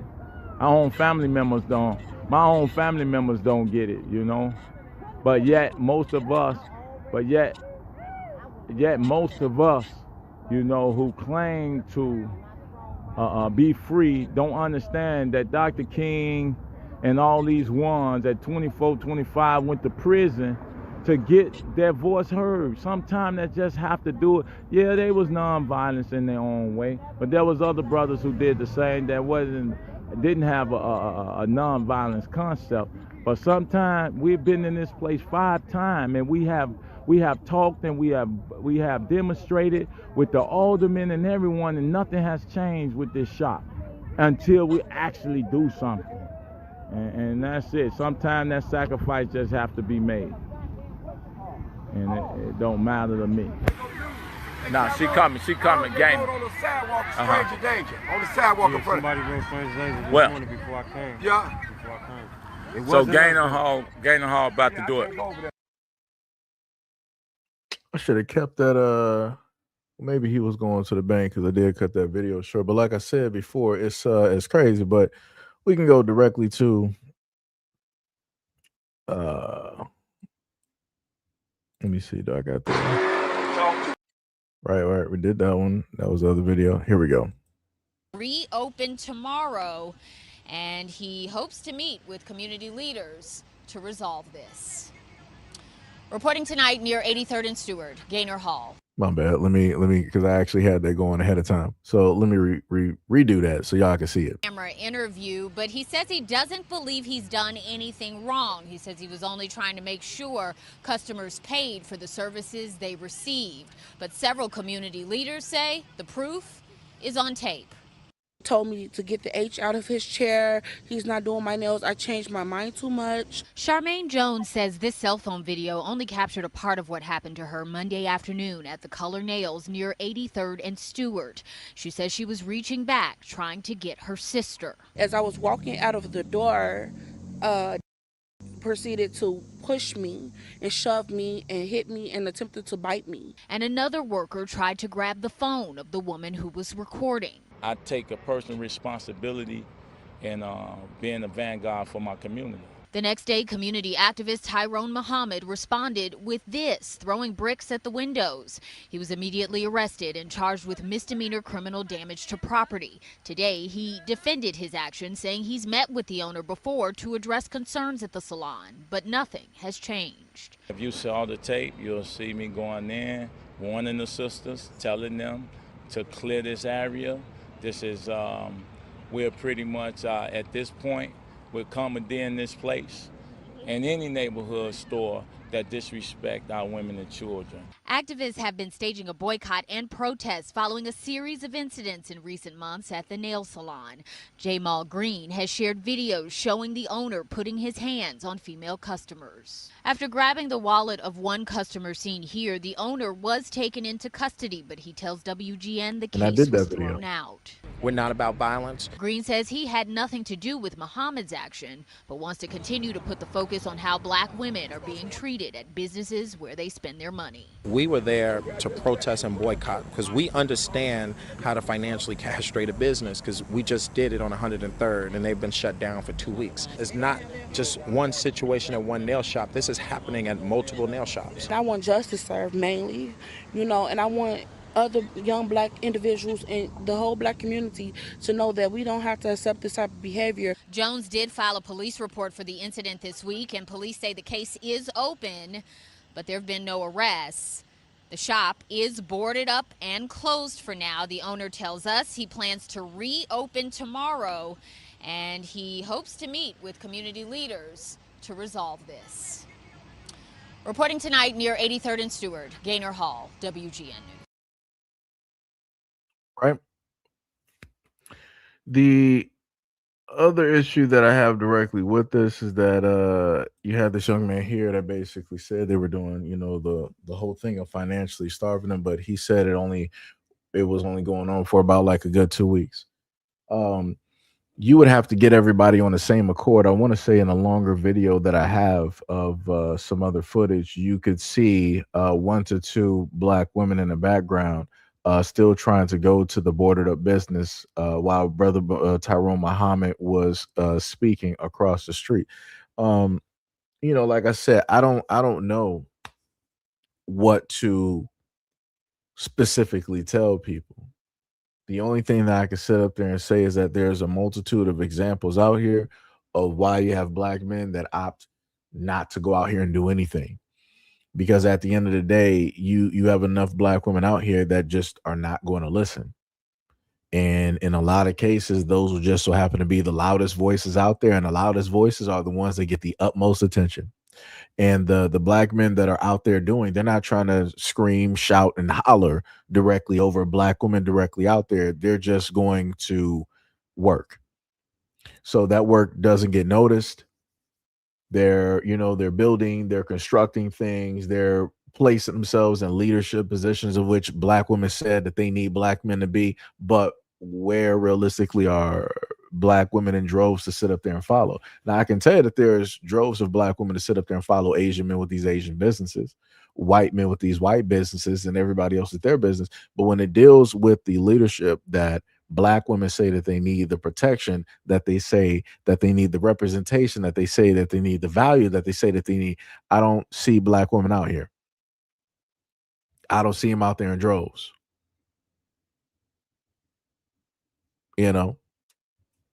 Just saying. Like that is just crazy. Oh, we got somebody just trolling. No problem. I got you. And to the shadow realm. So to never be heard or seen from ever again. So as much as you don't care, I don't really care about your comment. And now nobody else knows your comment. So there we go. and you wanted to pull up saying that you're black. Sure you are. Sure you are. You thought you were about to get highlighted directly on the screen today? Nah, you played yourself. You tried though. You played yourself. Now, let me go to the most problematic thing here, right? We got the same brother. We got brother Tyrone Muhammad that has pulled up, right? The man literally sat up there and he was charged with a misdemeanor criminal damage to property, right? So he already got out of prison. He did 21 years. This could have potentially sent him right back. And he did this all for the name of black women, right? So now let's pay attention. Now again, Tyrone Muhammad is showing that he can lead, that he is about that life, right? That everything that he says he will do. He is about action. Now, after proving this, let's see how black women in Chicago reacted directly to him. And yeah, you are right. Third, that you do have black women put him in handcuffs. I mean, it'd be like that. So let's look at another instance where brother Tyrone Muhammad was trying to speak sense to black women, and let's see how they reacted to him. No, it's bigger than the school system. It's our community. I'm telling you, as black men. Private schools control their kids. Public schools should never control their kids. Sister, all I'm saying is, when you see a black man taking responsibility for the bull that's happening to our community, y'all gotta learn to stand down. Y'all gotta stop this. It ain't not a war between us. It's not a war. Let that. So with that, hey, what you doing? What you on? It's the way you can. It's the way you can. No, it ain't. No, it's not, sister. Yeah, everybody wrong. We dealing with them. But we here. We here. We here. They not here. We here with you. We here. We here. You, who you fighting? Okay, then let me finish. I'm fighting for what's right, my brother. I'm a true love man, and I'm going to tell you. I'm going to fight for what's right. Them slaves watched that lady get jumped on and they didn't do nothing. Because they know me. I'm done. I'm done. I'm good. Y'all deal with her. Y'all deal with her. So you saw what happened. Let me make sure to get the image of brother Tyrone Muhammad back. Right, that's him leaving, and that is the sentiments of a lot of black men within the black community leaving. What's the use of trying to be that? Now, notice he was the main one there, right? You might have had some black men there that was like directly on the on the side, but he is the main leader. He is the main person that is standing directly up. He's been standing up for black women. And what did black women sit up there and do when he showed up? When he was like, yo, when a black man is showing up to take responsibility for the BS that is going on in the community, you got to learn to stand down. He said that. He was like, yo, I put the blame on my shoulders. I'm taking this to the chin. I'm not blaming you as black women. I'm blaming myself as a man because I should have did more. They couldn't shut up. They couldn't stand down. They couldn't just let him have that. They couldn't just shut up. And now that black man walked off. The best fighter that you have for you, he walked off because he's like, it ain't worth it no more. Y'all want to bicker, y'all want to argue, you want to get ultra masculine. You saw one of the women with her cell phone. She was like stepping towards him like she was ready to sit up there and fight. What's your problem? What is your problem? He's sitting up here for you. He's being on the front lines for you because you shouldn't be on the front lines. He's saying everything. And those black women out there, they were all in droves. They wasn't trying to hear nothing. They only cared about their emotions. They only care about the validation of their feelings. They only wanted to throw their anger directly at somebody, which is that black man in front of them that was that had the best interest for him. This is the same black man that threw away the potential livelihood and his freedom after just getting out and serving prison time. And this is how the black women in the community treated him. And y'all consistently say that y'all need black men to keep going out there sacrificing, keep going out there and doing this for what? For what? For what? For what? Give me a reason. Give me a reason. For what? For what? You got a dude that spent 21 years in prison. He was like, you know what? I'm not going to come out doing the same thing. I'm going to come out and represent for my community. I'm going to do better. I'm going to rectify whatever it is that I broke. And I'm going to sit up there and do my best to protect the black women and the children directly out here. And what did those black women sit up there and do? Like I say, you can't make this up. You can't make this up. Like this is why you have a lot of dudes in the black community. They're just like hands off a lot of these situations because it's nothing that you can say. It's nothing that you can, it don't matter how educated you are as a black man. It don't matter what business that you open. It don't matter if you're an entrepreneur. It don't matter if you're a scholar, if you're an educator. Black women ain't trying to hear from you. They do not care. That's what I got directly from this right here. You can show up and try to be as close to perfect and still broken, but you can still try to arrive as best as possible in order to be beneficial to black women, and you'll still get turned away. You're still not good enough. You still ain't doing the right thing. You're still saying the wrong things. It's how you addressed it. It's your tone. It's the words that you got it. Like he said, y'all can deal with them. Y'all can deal with them. Let's keep going because, like I said, you know, black women like you know, being in the front of the camera. So I'm pretty sure that they got a solution or great ideas dealing with the situation after brother Tyrone Muhammad, you know, started leaving.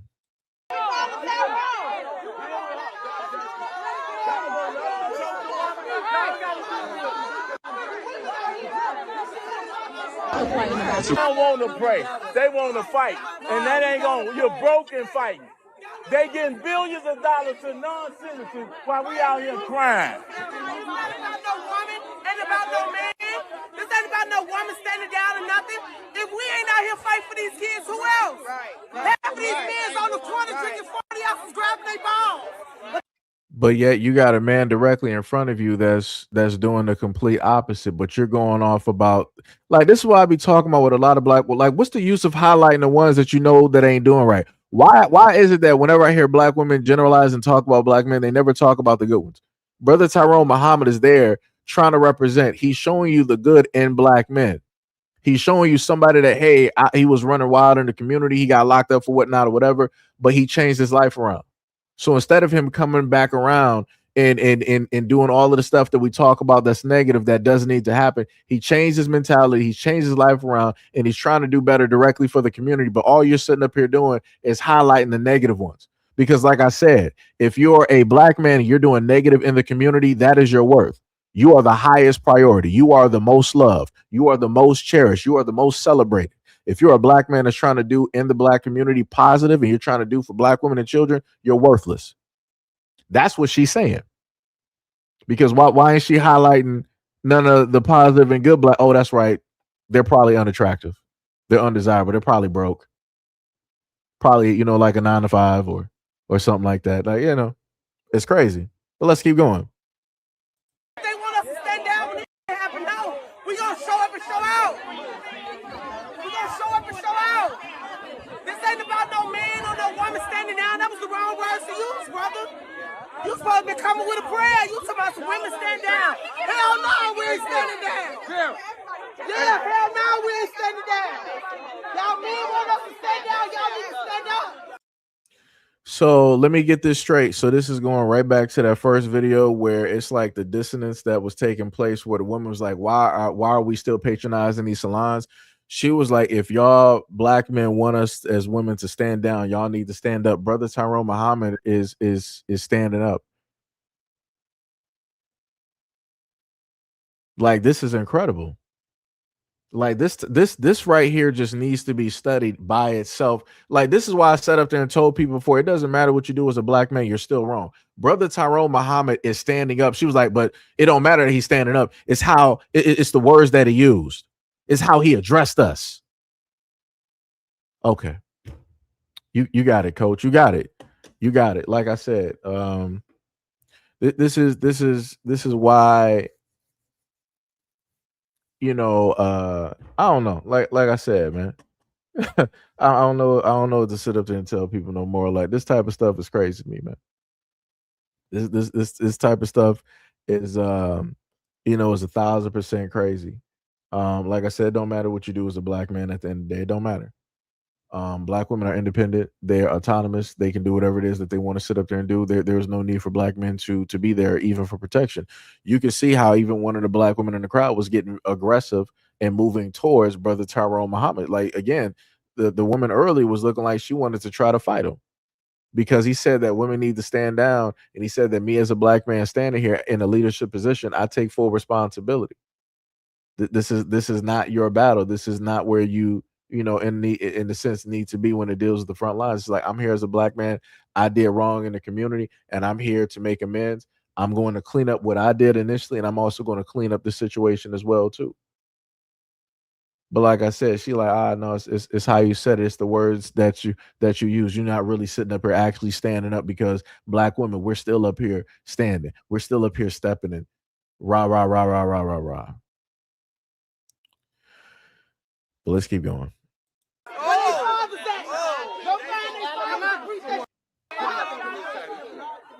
So she said, let me freeze that.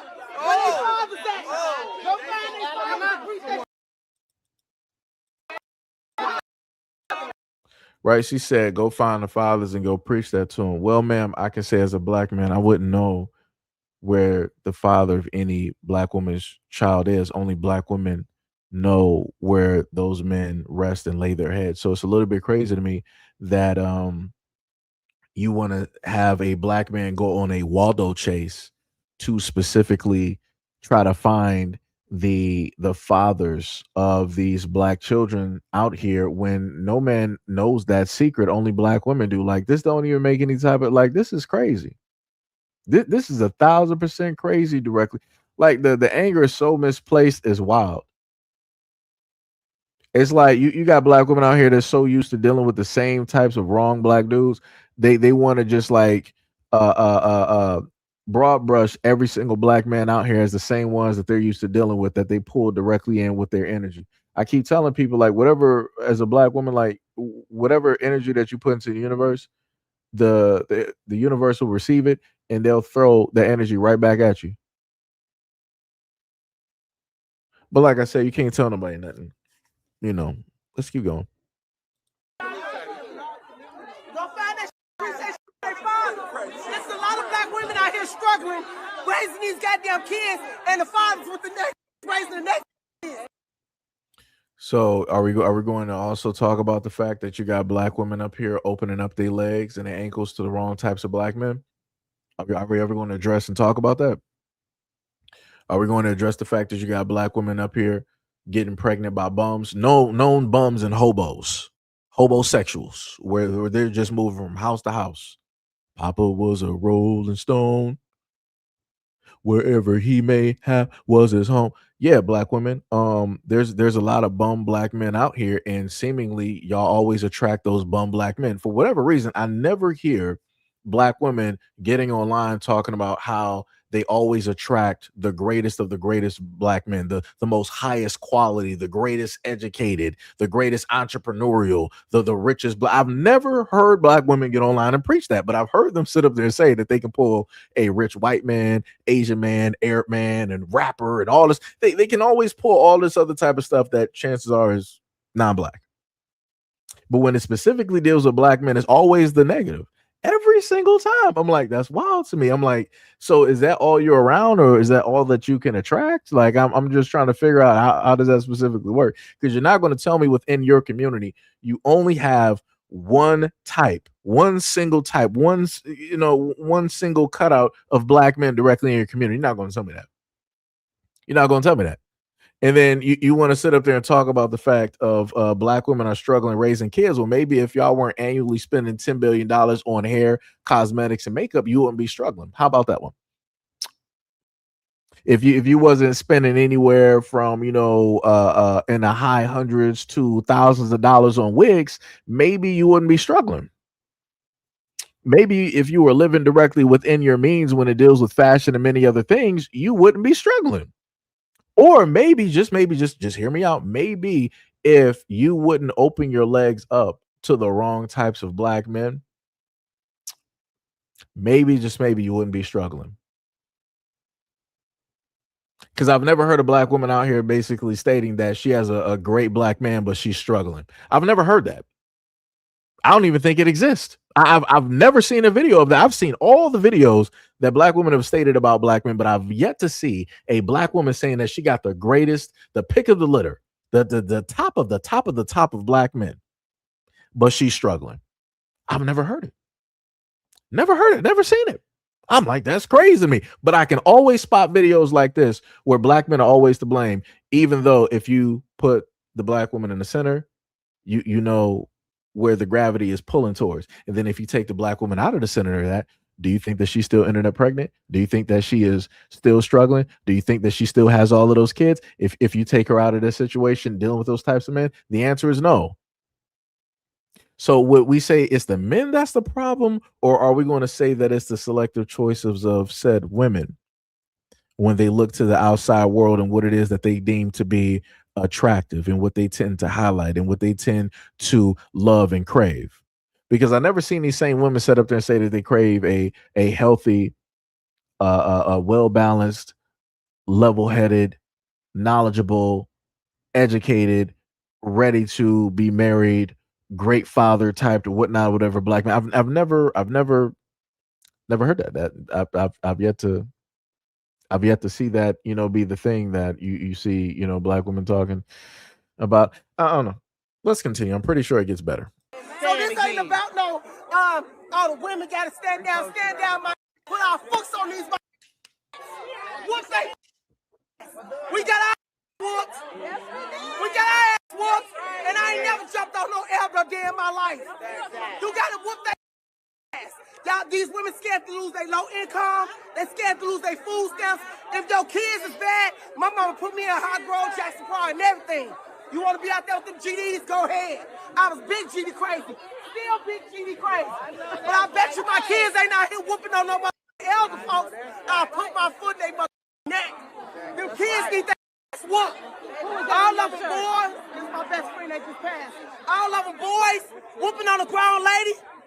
No, it's too many women out here. There ain't enough men out here. So she said it's too many women out there and it's not enough men. I can clearly see some men directly in the background. I know that there were some men on the side with Brother Tyrone Muhammad. The craziest part is that when Brother Tyrone Muhammad threw his life away, I didn't see a lot of women directly out there backing him up. I saw black women still sitting directly in those seats while those windows were getting busted, and then they were acting confused, slow, deaf, and dumb. Oh my God, why is he doing this? Somebody call the police. Wow. Wow. So you're going to call the police after he had already specifically told you that, hey, a black woman and her daughter were mistreated in this establishment, the same establishment that you're paying to get your nails done. So I'm about to sit up there and shut down the show. I'm about to send a healthy warning and a message to these Asians here and to the Asians abroad that as long as I'm here, that you're not going to do this to black women. You're not about to do this. If you do, we're shutting you down. And black women are like, oh, we need to call the police on him. There's nothing you can do. There's nothing you can do. There is nothing that you can do. It don't matter. Like I said, it don't matter how. I put it to you like this: for the black women out here raising sons, I feel so sorry for your sons. I weep for your sons. I feel so sorry for your sons, because for the longest time possible, I tried to put out these videos before they would have to, in a sense, deal with the young girls / women that they are going to have to deal with at this current moment in time. I tried to send out as many warnings as possible. It ended up, affecting the channel negatively. People had, problems directly with the videos. Like, I'm pretty sure you had certain groups out there that wanted to do whatnot or whatever. And it worked. It did work on certain videos, and it did affect the channel. So like I said, shout out to those out there that really know how to get things shut down when it deals with a black man, but magically when it deals with other groups of people that I showcase, they don't know how to do that exactly. They never had the same energy. So like I said, me sounding like this and probably in other videos and putting out these videos a little bit frequently, it's just me being tired. That's what it is. Because it gets to a point where you would automatically, where when you start something, you automatically would have like hope. There would be like that shimmer of hope. It would be like that silver lining. It was like, yeah, things will sit up there and work out and da da da. I guess it gets to a point, at least for me, where you just get like drained. Like you throw everything directly out there and you get nothing back in return, and you're like, yeah, I guess that's it. I guess that is it. It's like a star, in a sense, burning out. It be like that. But like I said, that's pretty much the life when it deals with black men, when you try to do the right thing, right? You got everything in place, you try to do the right thing, you think it's the right thing, but you got people out there telling you like, no, no, no, no, no, no. That's not what we want you to talk about. We want you to talk about this other stuff. Don't sit up there and mention and talk about us. We want you to talk about everything else. Talk about black men. Don't bring up topics about us. Don't talk about us. Like the comments I got before, like we don't need you speaking for us, representing us to be a voice. We don't need you bringing up our stories. We got it by ourselves. You focus on black men and what it is that black men do to black women.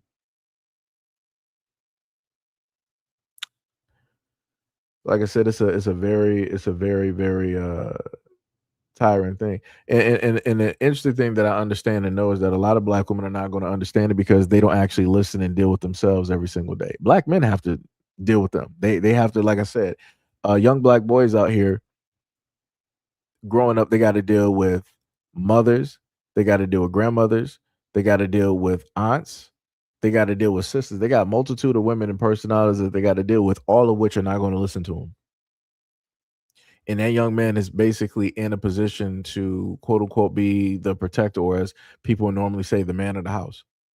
And normally when you're in that position, you start thinking ahead of what it is that you are, meaning that if he is 13, he is now trying to think as if he is 18 or 25. He's now trying to figure out and problem solve certain situations of which he should not even specifically have to problem solve or even have to deal with, because those are adult problems and situations. He's a child.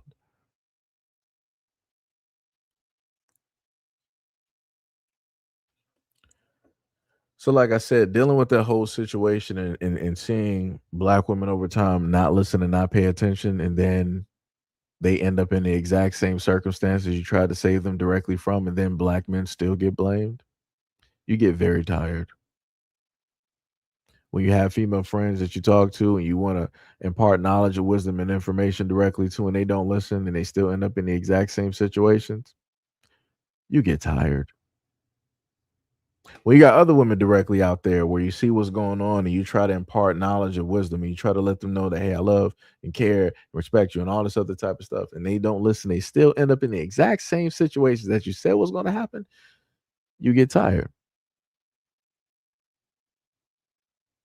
So again, my main thing is, what do people think happens when you have men out here that get tired of trying to do something and still being wrong? At the end of the day, you leave.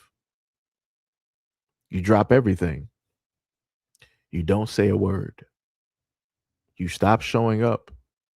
You stop being present. You stop being emotionally there.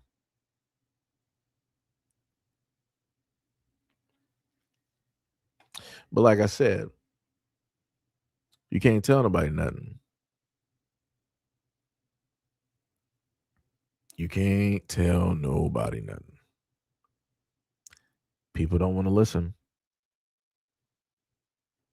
There was a great message. I think it was from a movie or whatever it is that I heard a lot of black women say over time, I can do bad all by myself. And you surely can. And you surely will. And now, because black men have listened, they were like, you know what? You said that you got this. You said that you're independent. You don't need us. Now we come to situations like this where black women are like, yo, we're standing up, but where the black men at? Y'all told us that y'all got it. You said that you're independent. You said that you're more of a man than we are. You said that you got more testosterone. You said that um whatever you can do, I can do better. And now we got situations like this where people are like, no, we need black men to stand up. Stand up for what? You said that you're basically the men in the community. You said that you're both basically the backbone and you're basically the head of the community. You said that all throughout history, it's only been black women leading the community and pushing everything forward, and black men have just been coasting. We just been chilling. We just been relaxing.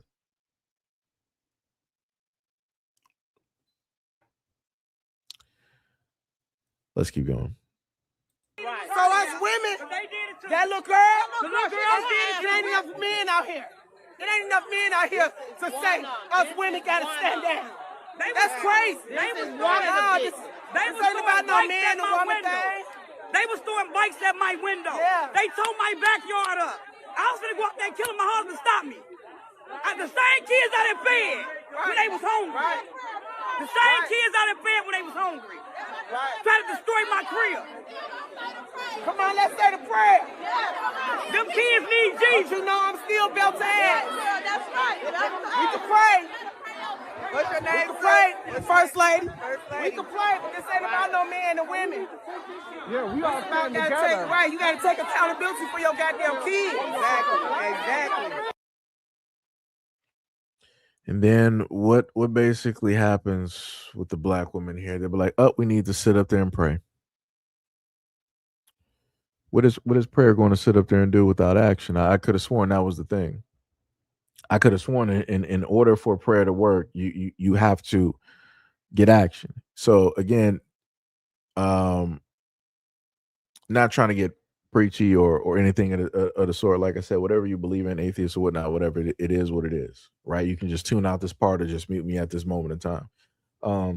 The main thing that I've always told people is that in order for me to be able to do what it is that I'm able to do right now, I had to put in action.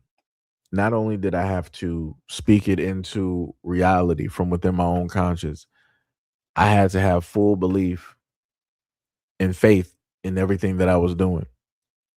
And then I had to walk also within that action. And again, this is without, in a sense, for all intents and purposes, God being there, right? I had to sit up there and do that. I had to do that every single day. I had to sit up there and make that 50 to that 75. Now, once I did the work, once I thought directly of it, I brought it directly into reality, and I committed directly to that work, and I walked directly within those actions. Then that's when, God was like, "All right, I see you. All right, you don't got to work so hard no more. I got you on the rest of this way. You did everything that was needed. You wasn't just sitting around just praying, just asking for something. I got you. You didn't did all this work. You didn't did all of this sacrifice. You didn't put all of this time and energy in here. I got you the rest of the way." So again, I'm just looking by how it is that things were able to happen directly for me. I could have sworn that you had to put in work. You had to commit directly to action. Prayer is not going to do it, because I watched my grandmother pray directly to the church or to whoever for the longest time possible, and she still died. She still had failing health. She still had 2 stents. She still had to take, fields of medication. She still had a fractured hip. She still went through dementia or Alzheimer's. So, I don't know. I don't know. Like I said, and that's not me trying to sit up there and get preachy on people and all the other type of stuff, because that's not what I do. I believe in whatever people are comfortable with and believe directly in. That's cool. Like, you do you. Whatever your belief system is directly your belief system. I can only tell people how it is that I go about life. And the craziest part is, no matter how many times I explain this, I still have people, telling me that I am, I guess, like faithless or godless or I don't believe in whatnot or whatever. I'm like, all right, whatever you say. Like I said, how I got here speaks otherwise. So, I don't know. Like I said, it's crazy work. Like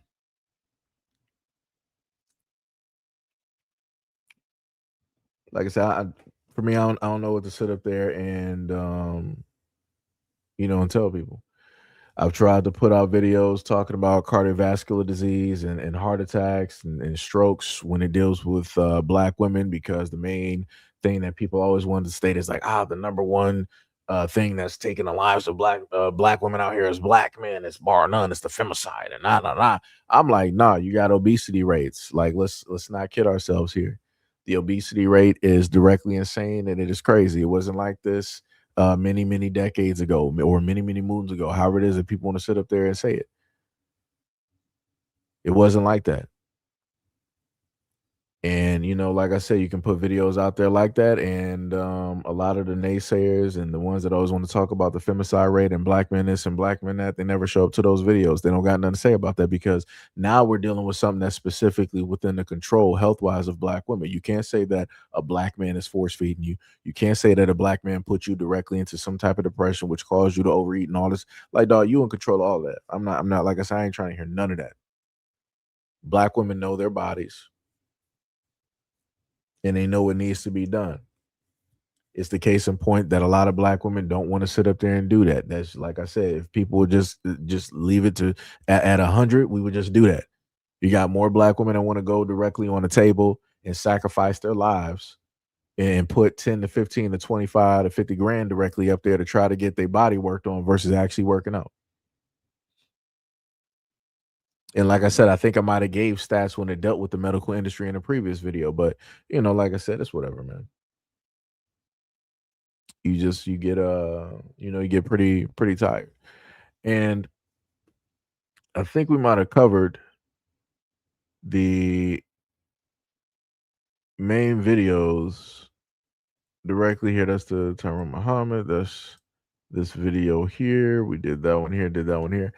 I brought to you guys another video, right?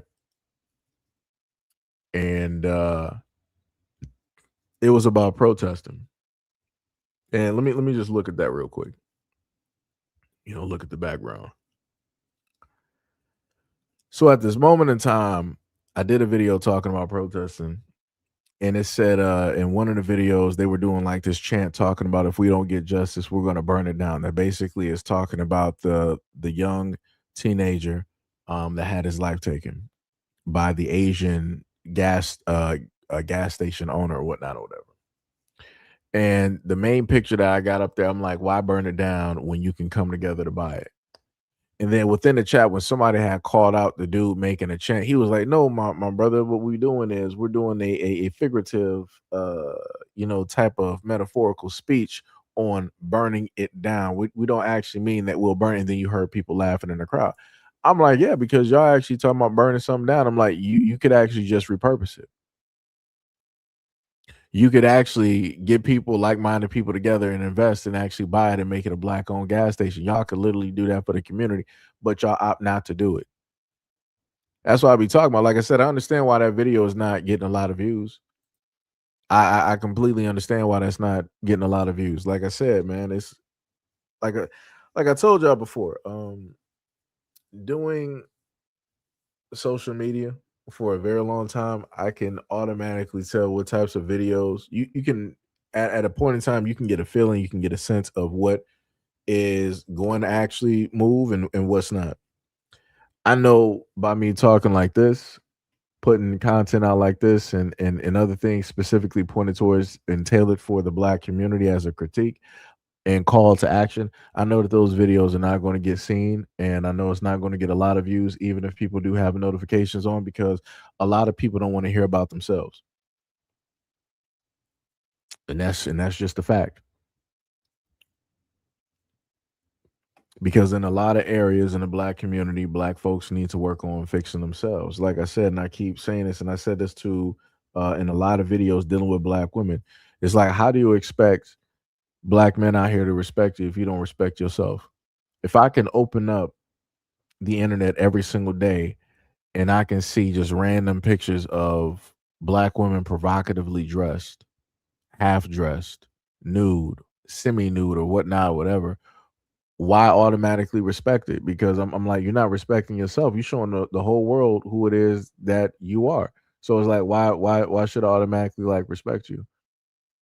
And then you got women out here be like, yo, it don't matter how a woman dress or how it is that she presents herself online, she still deserves respect. No, that's not how that works. That's not how that works. Like if a person is dressed as a doctor, you're going to respect them as a doctor. If a person is dressed as a firefighter, you're going to respect them as a firefighter. If a person is dressed as a nurse, you're going to respect them as a nurse. If a person is dressed as a ship captain, you're going to respect them as a ship captain. If a person is dressed and the title is the president of the United States, you're going to respect them as the president of the United States. So I'm just trying to make it clear that we understand that how people dress themselves for their work, that representation matters, and the respect is going to come with that. So if you got women out here dressing very provocatively or barely wearing anything, what do you then think? Where do you think the respect level is going to be? Like I said before, man, like yo, a lot of this stuff is crazy. I even brought up a video previous to that where a young dude, a brother was talking on the fact of that his 13 or 14-year-old sister had a hairstyle that was that of somebody in, let's say, like 18 or 20 or whatever it is. Like basically in a sense, like closer to a woman. And he was basically saying in so many words that he doesn't like the hairstyle because that's in a sense aging her up. She's 13/14.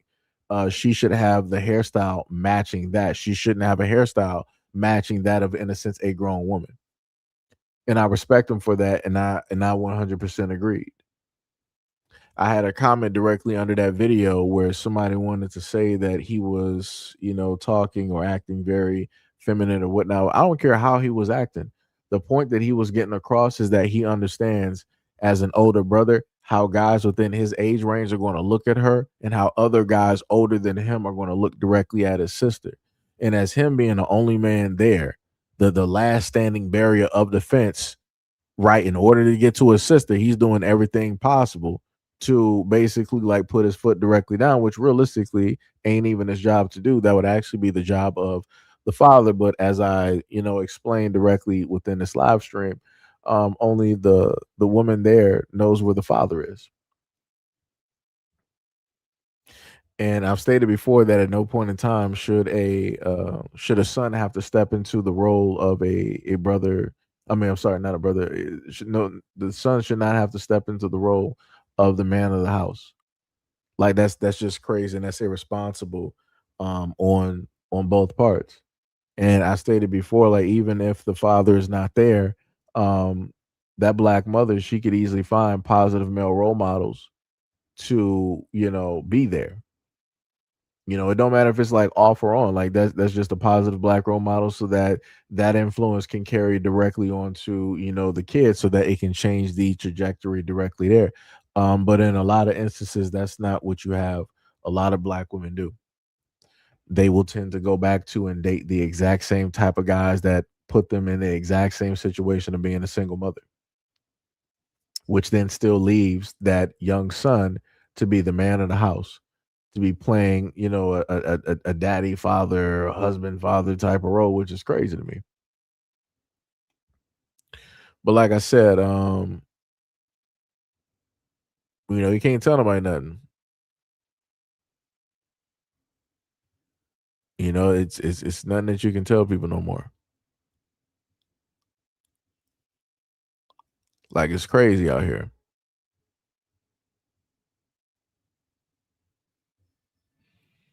That is crazy out here.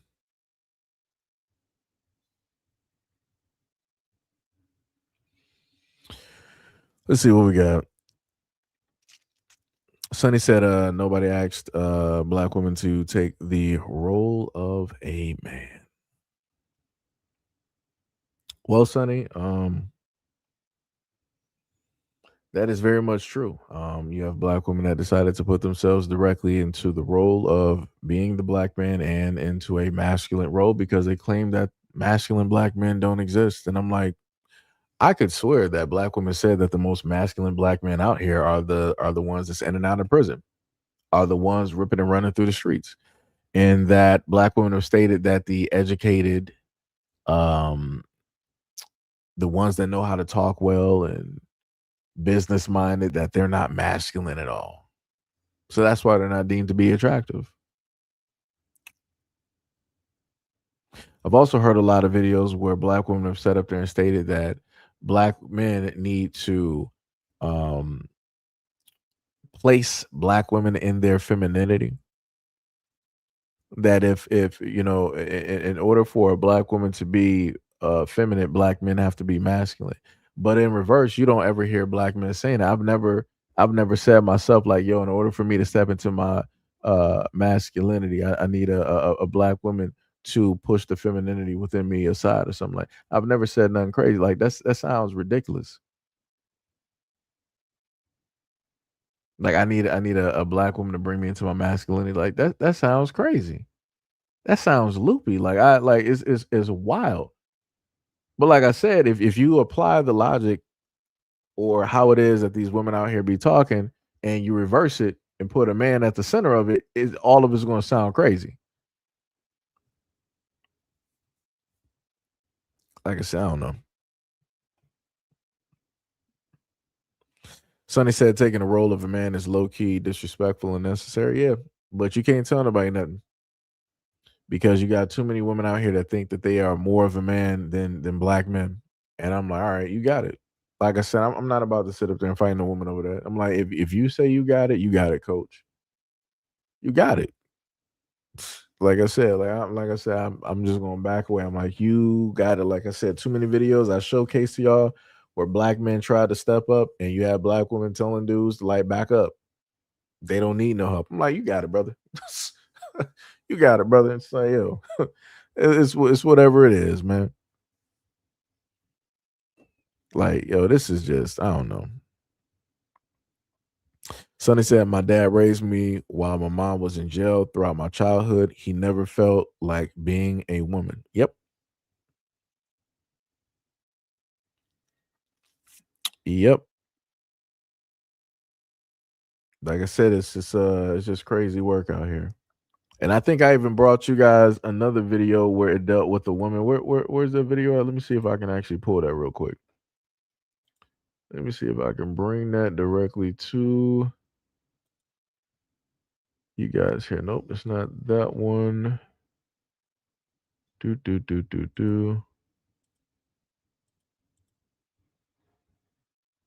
Yes, this one.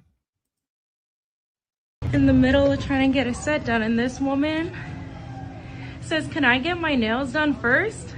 Can this be done first? And they said yes, right? What was your guys' names? And this was Luxury NT, and they still made me pay, right? No one wants to say anything now? After you just made me pay? After you and you asked if you could just get your nails done in front of me after I had been here? Yes, exactly. Speak to me. Say something. This Valley Girl Say voice something. is crazy. Sorry. And you still made me pay. Why did you make her pay? Exactly. And what about her? What about her asking if she can get her nails done first? Okay, I refund for you. Okay? No, she did. She said, can this be done first? She did say that. But she did ask. Why would you ask that? Okay, sorry, I refund for you.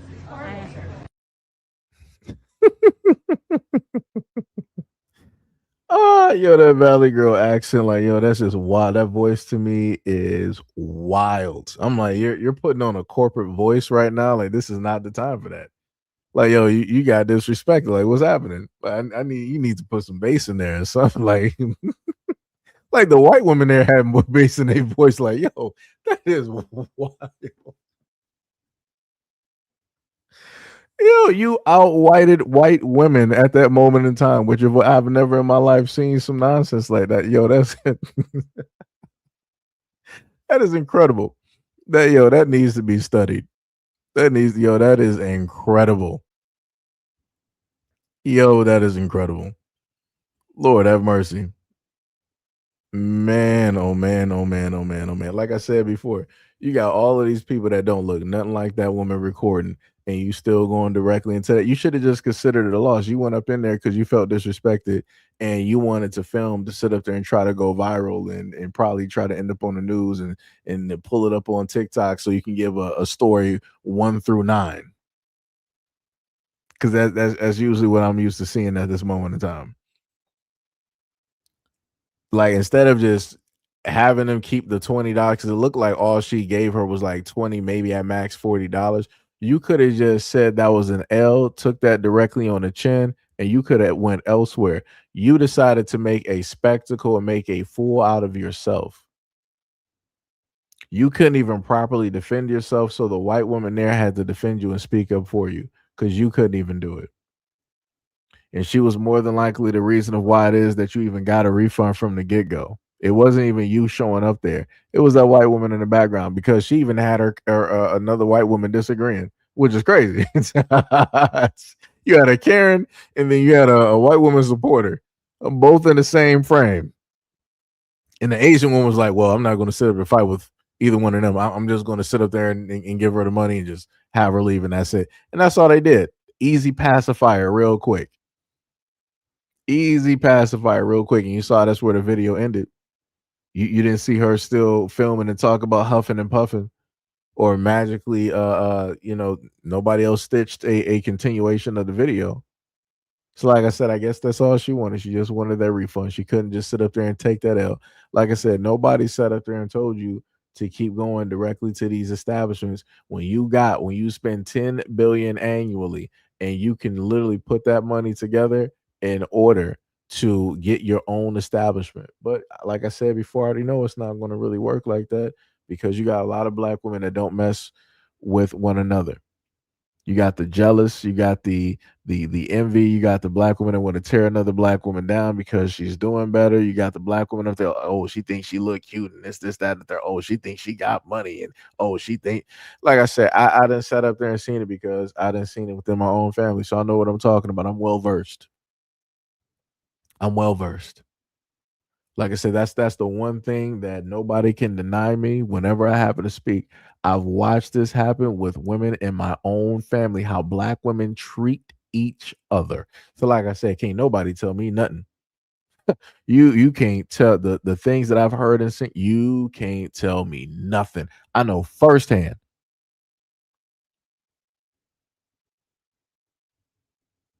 Like I said, it's crazy out here.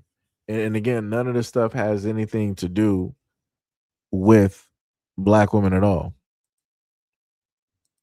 I'm not black women. It has nothing to do with black men at all. Like, I'm so done. I'm so done. Let me tell you. Like I said, in a lot of instances, I will just come up here, and I'll just be saying stuff that I know that you got a lot of other folks they can't specifically state, because it will have an effect directly on platforms. Because I know it, because it's affected my platform over the years. And I'm just trying to highlight and critique so that these things can stop, so that we can enable a fix, so that we can move forward and carry on to more pressing and more important issues. But can't do that because I always have to come right back down here. That's crazy.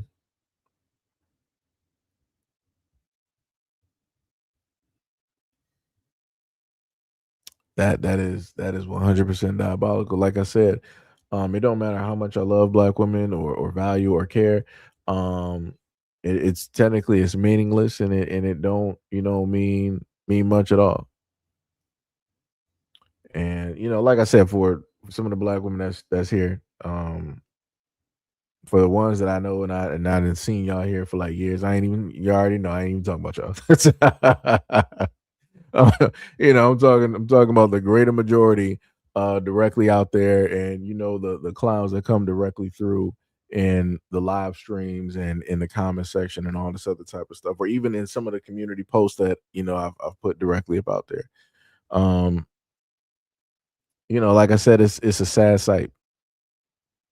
It's a very sad sight, but at the end, like I always say, all it's going to do is just bring everything right back to me, basically meaning that somehow, some way, a black man is going to catch the blame. Like I said, we didn't walked from past to present, and y'all done sat up there and seen Brother Tyrone Muhammad again, who I speak about quite a bit on this platform. Whenever we had instances like this, sacrificed his life, threw everything away. Luckily, he was released. He got some charges, so he got a record, or more directly added, and to no avail. You still had women trying to go there to that business during that time, and the boycott or whatever it is that the other dude was talking about. I'm pretty sure if I knew the address to that other nail salon that the other young dude was talking about, that place is probably still open. Because, like I said, all the work that Brother Tyrone Muhammad did to get that shut down and send a message, it didn't matter because black woman was like, I still need my nails done. So, it's tough out here in these streets. It's tough. D Money said, I've seen it within mine as well. Sham was like, mine too. You be like, darn, strangers are better than how black women treat some of their own family. Yep. Bruce said, can we hear Valley Girl voice again? Man, that's like nails on a chalkboard. Let me tell you something. That's nails on a chalkboard. Sham said, I've seen it where the self-hatred causes them to treat other black people like crap. So they don't want to patronize black businesses. Yep, I've covered videos. Yep, I've covered videos like that as well, too. The Money said, still need that 24-inch bust down. Yep. Yep. Like I said, man, it's nothing that you can it's nothing that you can sit up there and do. You're just going to sit up there and get tired from doing it, and then the moment of time as a black man that you're tired and you state that you're tired, they're going to be like, "What are you tired from?" And then it's going to go into this whole comparison and this whole who goes through more. It's like, well, us as black women historically, we've had to do this medically, we had to do this, we go through periods, and we sit up there and carry kids. We're the backbone of the black community. We got to sit up and raise kids by ourselves. We got to be the fathers. And I'm like, dog, you got it, brother. I'm like, I ain't trying to, like I said, this again, this is why black men don't talk about how it is that they feel, because somehow, some way, a black woman is going to come up and she's going to be like, well, let me tell you 1,000 different ways how your tiredness does not care, how your tiredness does not compare to a black woman. And I'm like, dog, at that point, I didn't have a conversation. I'm like, dog, you got it.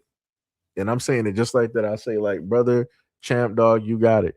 Because like, I'm not doing this. I'm like, you, whatever victim Olympics, whatever trophy, whatever awards, whatever gold medals you want, dog, you got all of that. Have at it, dog. Hold down that corner, 10 toes down. Because I'm like, I'm not doing it.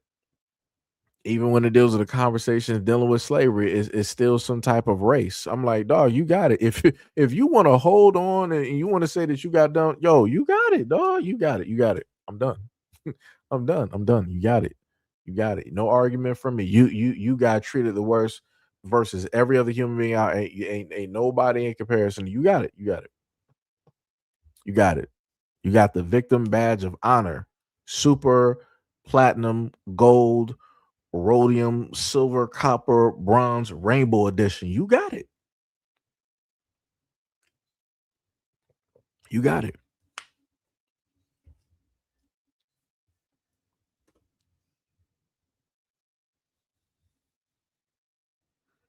Like it's crazy. D Money said, I just pray I have a decent Father's Day. That's tough. Like I said, that's why every now and again when I happen to, remember, I give shout out to the fathers out there, the stepfathers and everything. Like I said, um, I've given my own 2 cents about a lot of things, stepfathers or trying to step into the role of and all this other type of stuff. And I done told y'all, a lot of my situations and how even within doing that, I had people who I would quote unquote consider at that time to be friends at the point in time try to tell me like, you're not a father, right? You're not the actual father. You're just playing. And I'm like,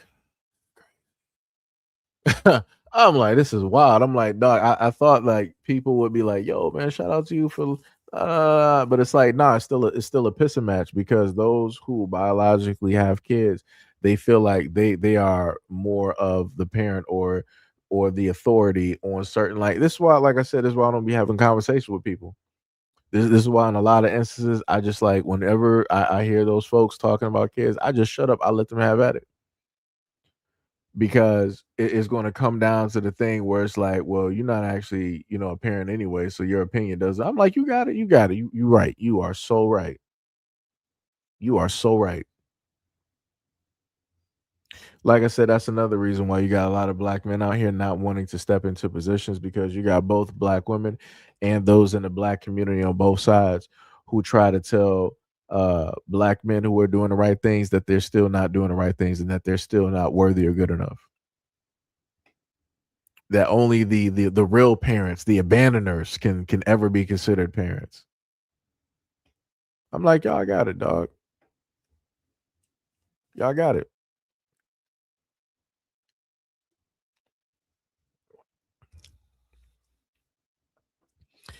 No, third, I get what you're saying. Like I said, I've been through the whole thing. Like I said, I didn't did live streams, directly on it. But as I told people before, no matter the type of pain and hurt that I've gone through in those situations, I like to tell people that that's just my experience, and maybe your experience will be different. But again, I list what I've gone through as a cautionary tale as what could potentially happen.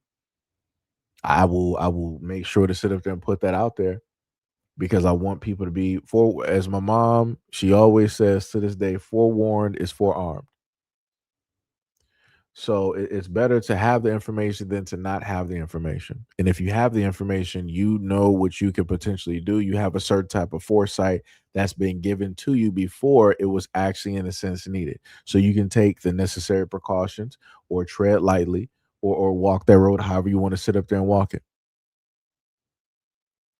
So, that's the way I try to, go about it. Like I said, I put out a lot of videos and I say a lot of things, but I also uh, try to make sure to tell people like, hey, you may get emotionally caught up in a lot of these conversations or how it is that you feel about whatever it is that you've gone directly through. But it's like you got to be able to separate yourself from that and from everything else that's going directly on. And trust me, best believe I know it's very difficult to do because everything gets very dark and it gets very cloudy. And you can't sit up there and see even a silver lining. You can't even tell if it's night or day. You can't even tell at times. But you gotta be able within that bubble, you gotta be able to, separate. Um, because like I said before, at no point in time do from the examples that I give, I don't want people to specifically live through the emotions and the examples that I give because that would be irresponsible as a content creator. So this is why I try to put many different sides to, certain situations so that people can come to their own decisions. Because it would be very dangerous of me to decide that, okay, well, these certain things took place with me when I was in relationships with black women. This is how I was treated. So now I'm going to make specific content say that this is 100% all black women out here, and this is how all of them move. This is how all that would be irresponsible. That would be drastically irresponsible. So this is why even when I happen to speak, you will hear me from time to time separate. And I sit up and say like, hey, if it don't apply, let it fly. Or I'll sit up there and say like, hey, I'm not specifically talking to, the supporters or to the women that's been here with the platform for the longest time possible because they already know what it is.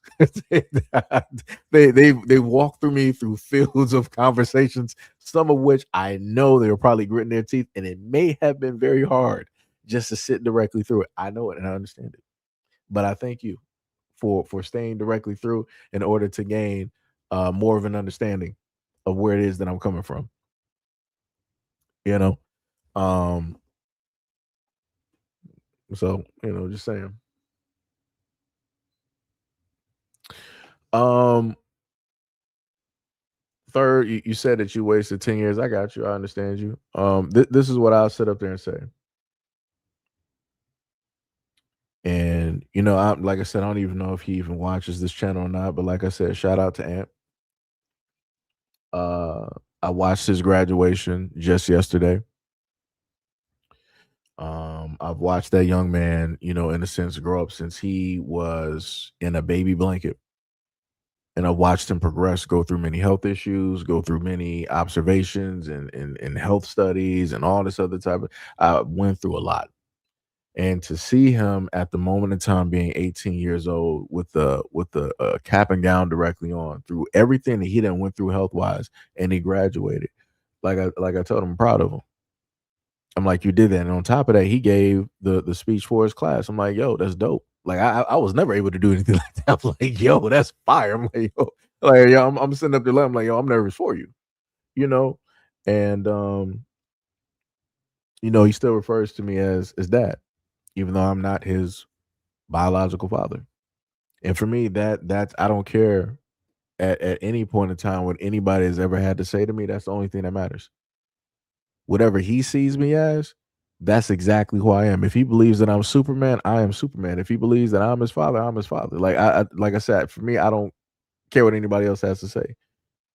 And no matter what happened, with me and his mom, it don't even matter, because those are separate situations, right? I'm not going to fault him for how it is that whatever happened,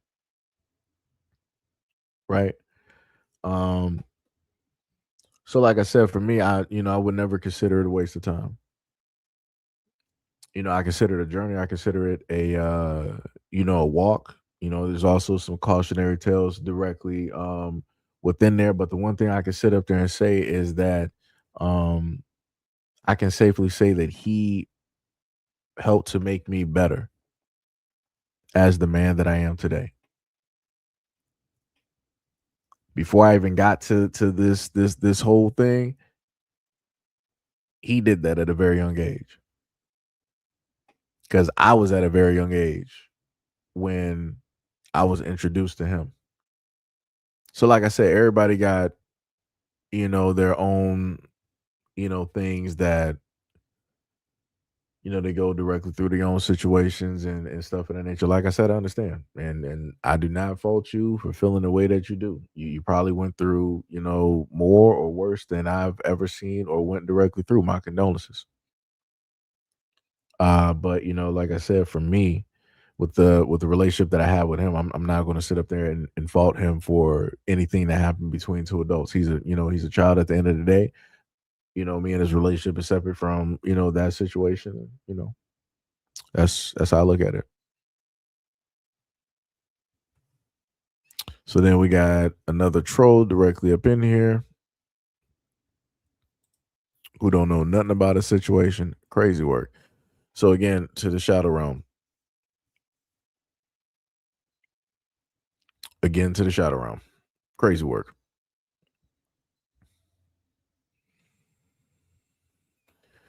You said, "No, I want my time back. Being a stepfather is no different from being in a coma. Time lost." I mean, hey, like I said, for you it was different. And again, my condolences. My condolences. My condolences. But again, I did put up a video where an older black woman was telling black men, don't be stepfathers. So like I said, I do put out a variety of information out there. It's not just specifically from me talking, to just specifically from my point of view. I've given the perspectives of men.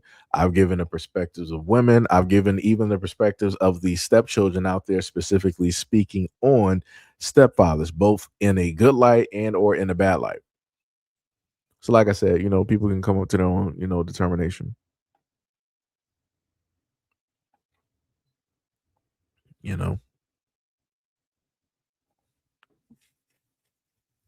Like I said, my main thing was that I wanted to hopefully have a positive impact, because in a sense I grew up without my biological father.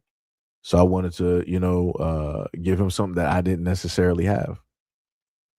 And I feel as though, looking, at the situation, that I was able to do that. So for me, I consider that a success. He's not in jail. He doesn't have a record. He's not in prison. He don't got murder charges. The police don't, know his name. He's not out here selling drugs. He's not out here ripping and running through the streets. So, like I said, I'm proud of them. You know, like I said, I wish it was possible for other people to, have that type of experience. But again, everybody's experience is different. You know, so like I said, my apologies. You know,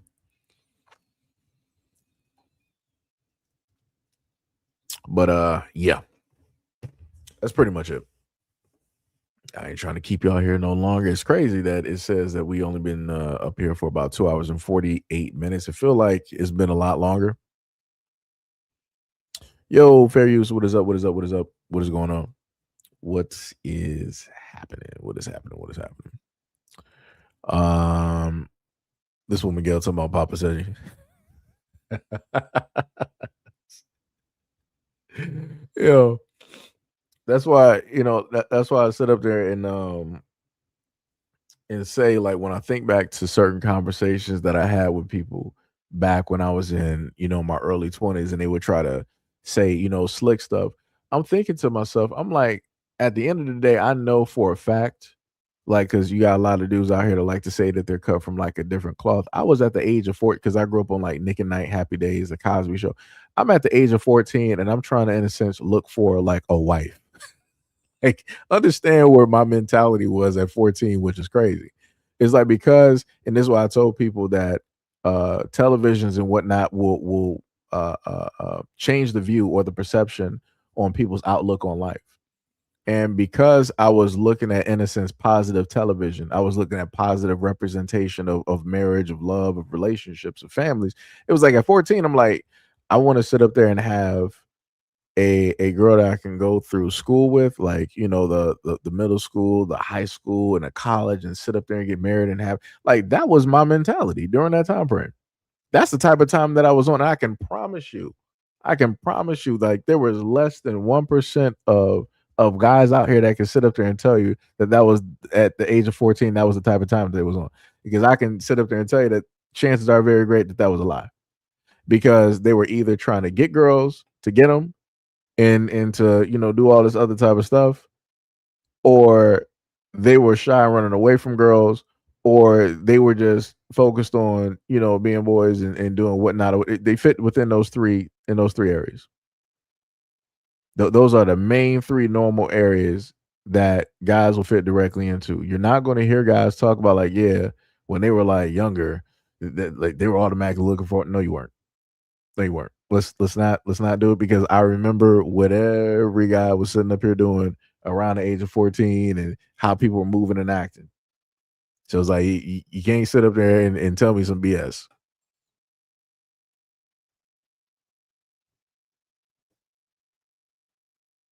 You know. Um Wait, Sonny, what? I'm a little bit confused.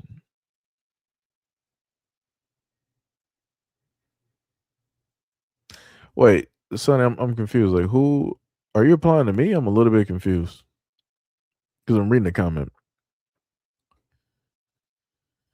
Fair you said, I would miss my favorite Chinese crystal and grocery store. I've been stopped going to the nail salons because they drilled in my nail bed once too many times to port them on. Oh, that's crazy.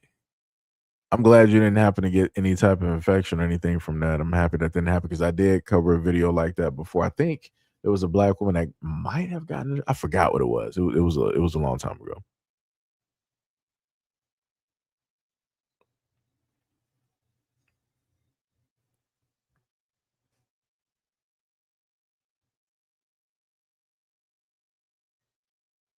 I'll give Sonny some time, because I couldn't tell who he might have been responding to.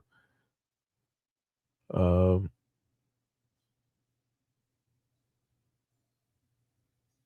but yeah.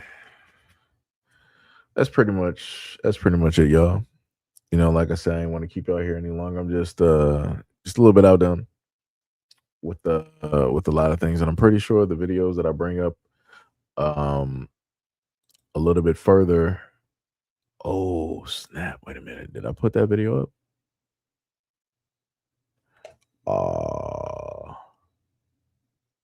Man, I actually overlapped two videos.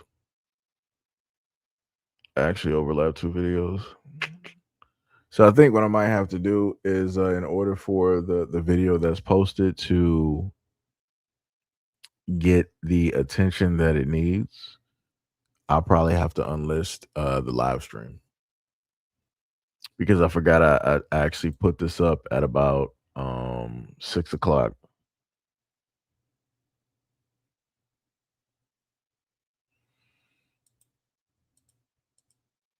But again, shout out to the folks out there that's watching the video at this moment in time. So yeah, I'll probably do that. So I'm just going to note for the folks out there that will say that, hey, I can't see the live stream that you did. I'll probably at a moment in time, probably a little bit later on during like the week, um, I'll list it like as public and maybe it'll show back up. But I do want the other video that I just posted. What's the name? Sonny said I had my clippers buzzing, so I thought I heard something about someone being a stepfather to a kid, so they could have a dad. I guess you were applying to me because I specifically stated that it was something that I didn't grow up with. So for me, I'm like, hey, I'm not going to have you going through the same thing that I went through. So I'm going to try my best to be what it is that you don't have, and that's what I did. You know, um, and like I said, at this moment in time, the the young man he graduated. He gave the speech directly for the his class. You said, wait, you're a stepdad. I mean, however you want to frame it. I've had people tell me that I'm just a play father, or I'm not even really a father. Like I said, whatever words people want to use. Like I've been called everything in the book at this moment, so it's whatever.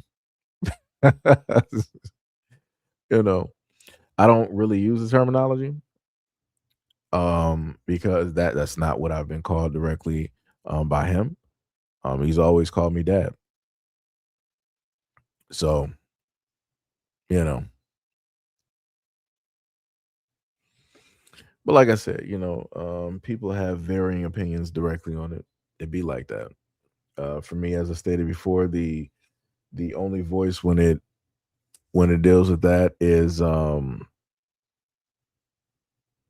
his,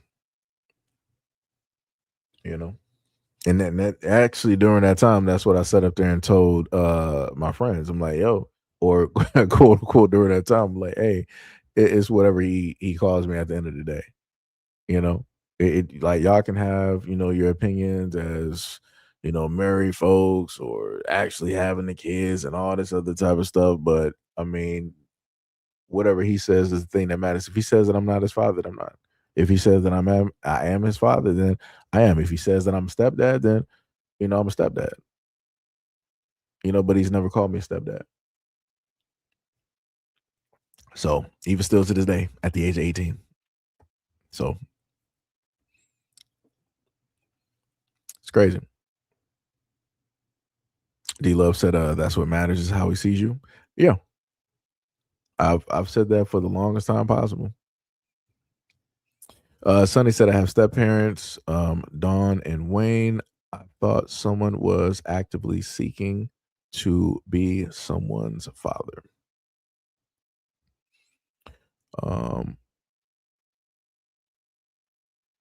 Third say you basically won the lottery.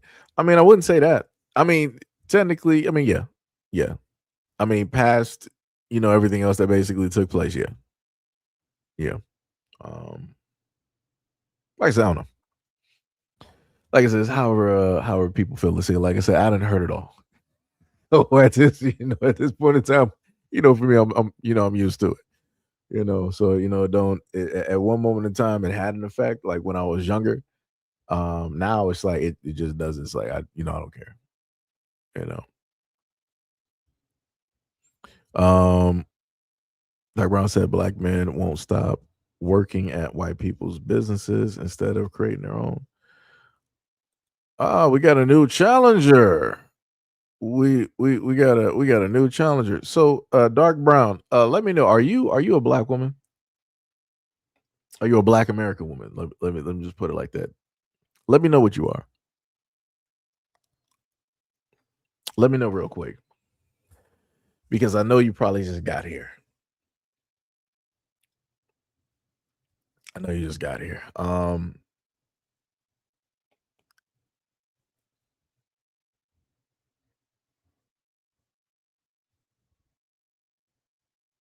Let me just go right back into what we were talking about before. So just in case, like Doc Brown, I'm not sure if you were just a random or for any other women that just stepped up directly to the conversation. Um, if you want to try to put the blame at the hands of black men dealing with this conversation, you come directly to the right and the wrong place at the same time because we got numbers and stats. At the end of the day, for Dark Brown, black women spend $10 billion with the Asian community. So you talking about black men won't stop working at white people's businesses. Black women, no matter how Asians abuse black women, they'll keep going to these beauty supplies and these nail shops. So what are we talking about? Y'all give them 10 billion free.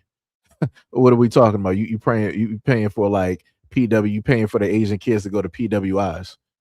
You paying for them to sit up there and get mansions, luxury cars, to buy jewelry, sitting up there running around like Johnny Dang and all this. Like, come on. This is why you got rich, crazy Asians. They pulling 10 billion annually directly from your pockets legally because you throwing money. Like, what we talking? What we talking? You wanted to pull up to the scene trying to blame black men, huh?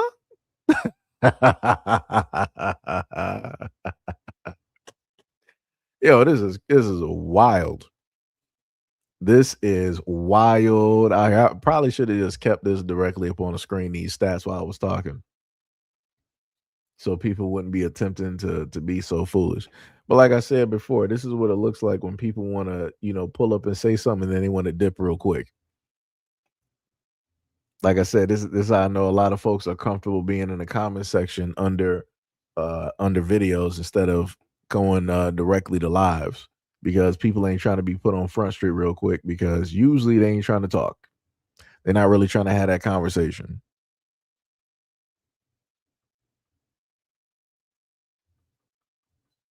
So it's like, yo, that's crazy to me. That is 100% wild. Going to sit up and try to bring black men in this situation, and it clearly says at the title that black women won't stop shopping at Asian stores. I even got a video right now talking about this, where a black woman is talking about the boycotts and everything of the sort. And like I said before, what that video at right now? What's the numbers on that?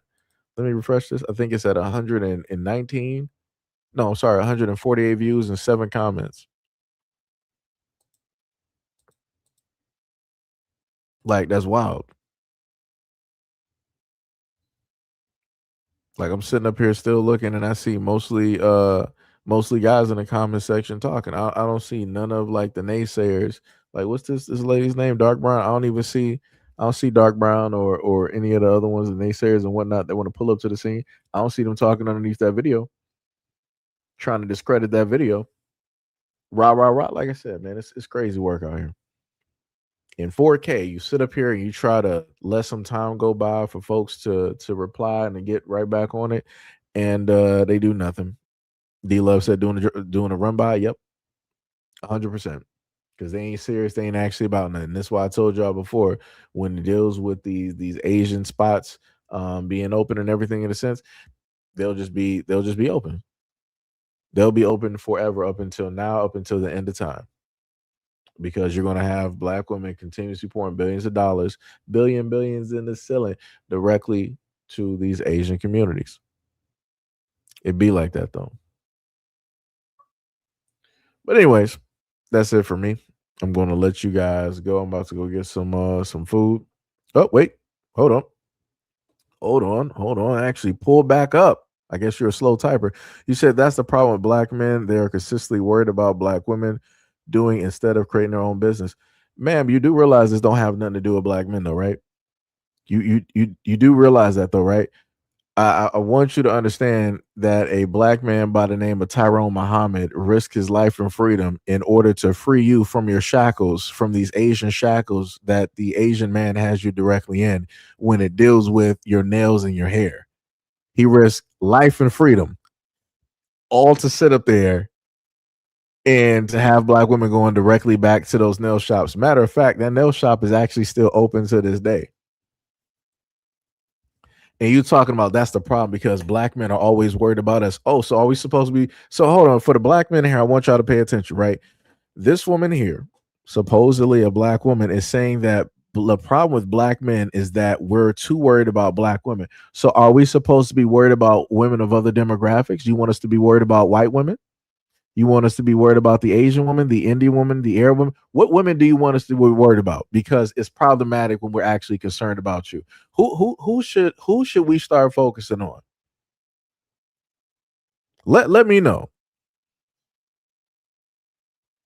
Black men are not supposed to be focused on or thinking about black women or caring what it is that y'all go through. So okay.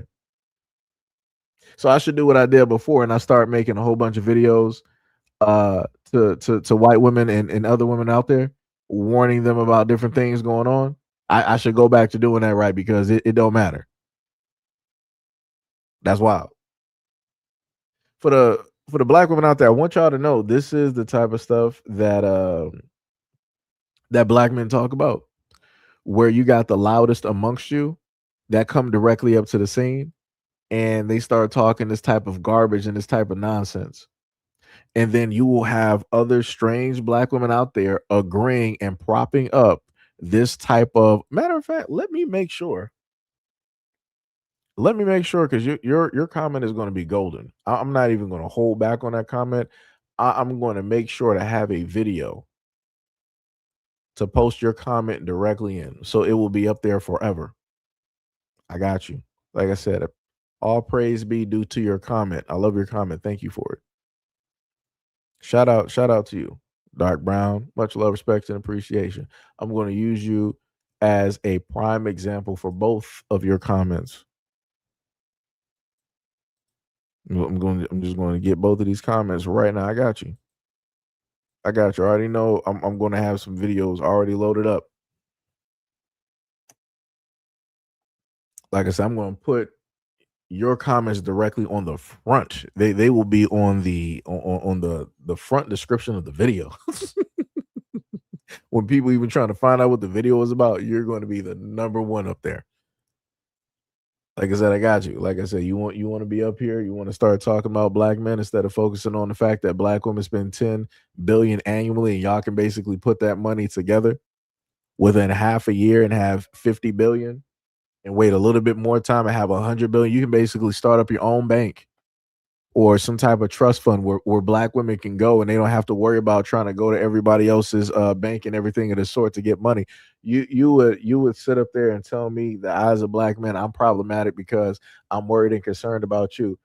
That's crazy. And this is what it looks like when people don't love themselves. This is what it looks like and sounds like when those out there never actually grew up with black men that actually care to love them. This is what that sounds and looks like right there in that comment right there.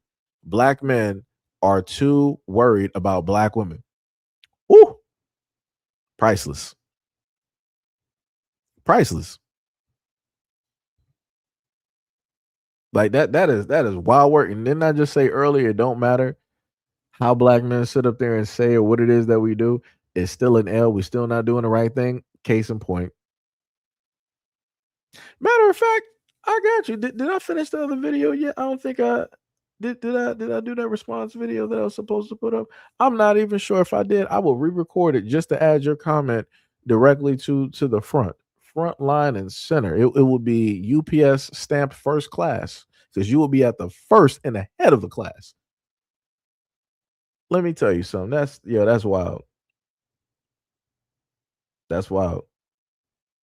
But like I said, it's to be expected. I told y'all throughout this whole live stream, somehow, some way, it's going to fall right back on black men, and black men are going to be the blame for everything that is taking place. She was like, "Yo, your live keeps skipping. I'm out of here." Nah, it's your prepaid connection, brother. It's not me, because ain't nobody else having a problem. Ain't nobody else having a problem. And like I said, I know you must have some prepaid, because like I said, I got Metro, and I can watch this on my phone right now and it's not skipping. I don't know what you doing. Like, I'm not sure if you just like walking through the sewers like Teenage Mutant Ninja Turtles, or what's going on, but maybe the mutagen, the radiation down there is reacting negatively to the reception of your phone, and that's why it's skipping. Like, that's crazy. That's 100% crazy, because it's not skipping on my end, and I'm watching my own live stream from the exact same connection that I'm streaming on. Yo, third was like, yo, she on AOL. No, she got Netscape. That's what she got. She got straight Netscape at this moment in time. Like, that's wild to me. Like, yo, it's crazy how people want to sit up there and talk about my stream when they on a McDonald's connection. Like, that's crazy. Get away from Walmart. Like, what are we doing? Like, that is diabolical out here. You got mail. It's just like, what are we doing here? It's like, yo, you wanted to talk all of this trash, and now you talking about the stream is skipping. Man, I ain't never in my life. Yo, that's wild. That is straight wild out here, man. Yeah, I'm sitting up here chatting on Windows 95 dial up. Like, what are we doing out here? How we do that? How we do that? Like, yo, you need to update your phone. you need to really update your phone. Like, yo, that is wild. That is wild. That is 100% wild, man. Let me sit up here and tell you something. But yeah, shout out, much love. This man throws like Netscape version of 1.10.1. Yo, that is wild. D Money was like, yo, I locked the door behind us. Man, backed her up. Oh, that man Sonny was like, maybe someone is on the kitchen using the phone. Oh yeah, oh, that's classic right there. If somebody picks up, if you are on dial up and somebody picks up that phone, that connection is out of there. You gotta log back in. Yo, you gotta log back in. Like I said, I'm an expert on this. I used to have the AOL disk. I used to sit up there and use the main code that they give you for 6 months, and then I flip that bad boy over and use that 6-month friend code that they would sit up there and give you. I got like a full year internet. I'm good. I'm just online surfing. Like, yo, I'm out here. Let me tell you. D Love said, man, it took me back. Respect said, if someone looks like Luke Skywalker and they also look kind of sick, would it be funny to call them Puke Skywalker? That's crazy. That's wild. Third said, Netscape beta version. I don't even think I even had a beta of Netscape. I remember AOL. I remember Netscape. There was another one that was directly out there, but it was like a flash in the pan. I think it lasted for about like a year or two, and then that one just completely died out, because during that time of like what was it, DSL or just like dial up, there was a lot of companies trying to come up with I think you also had didn't you? I think Roadrunner was up there as well too, or something like that. Like, it was something crazy, but yeah, I remember those. Bushido said, "LOL, I can't hear the noises coming out of the phone now." Oh yeah. Yep. Cloudy said Alta Vista. Like I said, man, it'd be crazy work out here. But as stated before, that's why I like doing live streams, because it's entertainment directly for you guys. And it also fits directly within the narrative of the topic. So again, much love, respect, and appreciation. Thank you guys for being here. Shout out to anybody who dropped any gift, any rubies, any chat, donations. I might not have seen them. Let me just go back up real quick. Shout out to Brandon V World. He said, sorry, dude, I called you, didn't realize that you were online. How's everybody doing out there? Here comes a new challenger. And then he also said, and look who he's appropriated. Oh, talking about the Asian dude before. Yeah. Shout out to anybody who's also a part of the patronage. And shout out to anybody who's also a part of who's donated to the Cash App. as well. And also shout out to the members, and also much love, respect, and appreciation to my mods who do the Lord's work day in and day out, both seen and unseen. So I will catch you guys in the next video on live stream. So after this video, try, checking out the video that's up there if you might have got the notification for it. If not, maybe it might pop up a little bit later. But yeah, I will see you guys later. Peace out.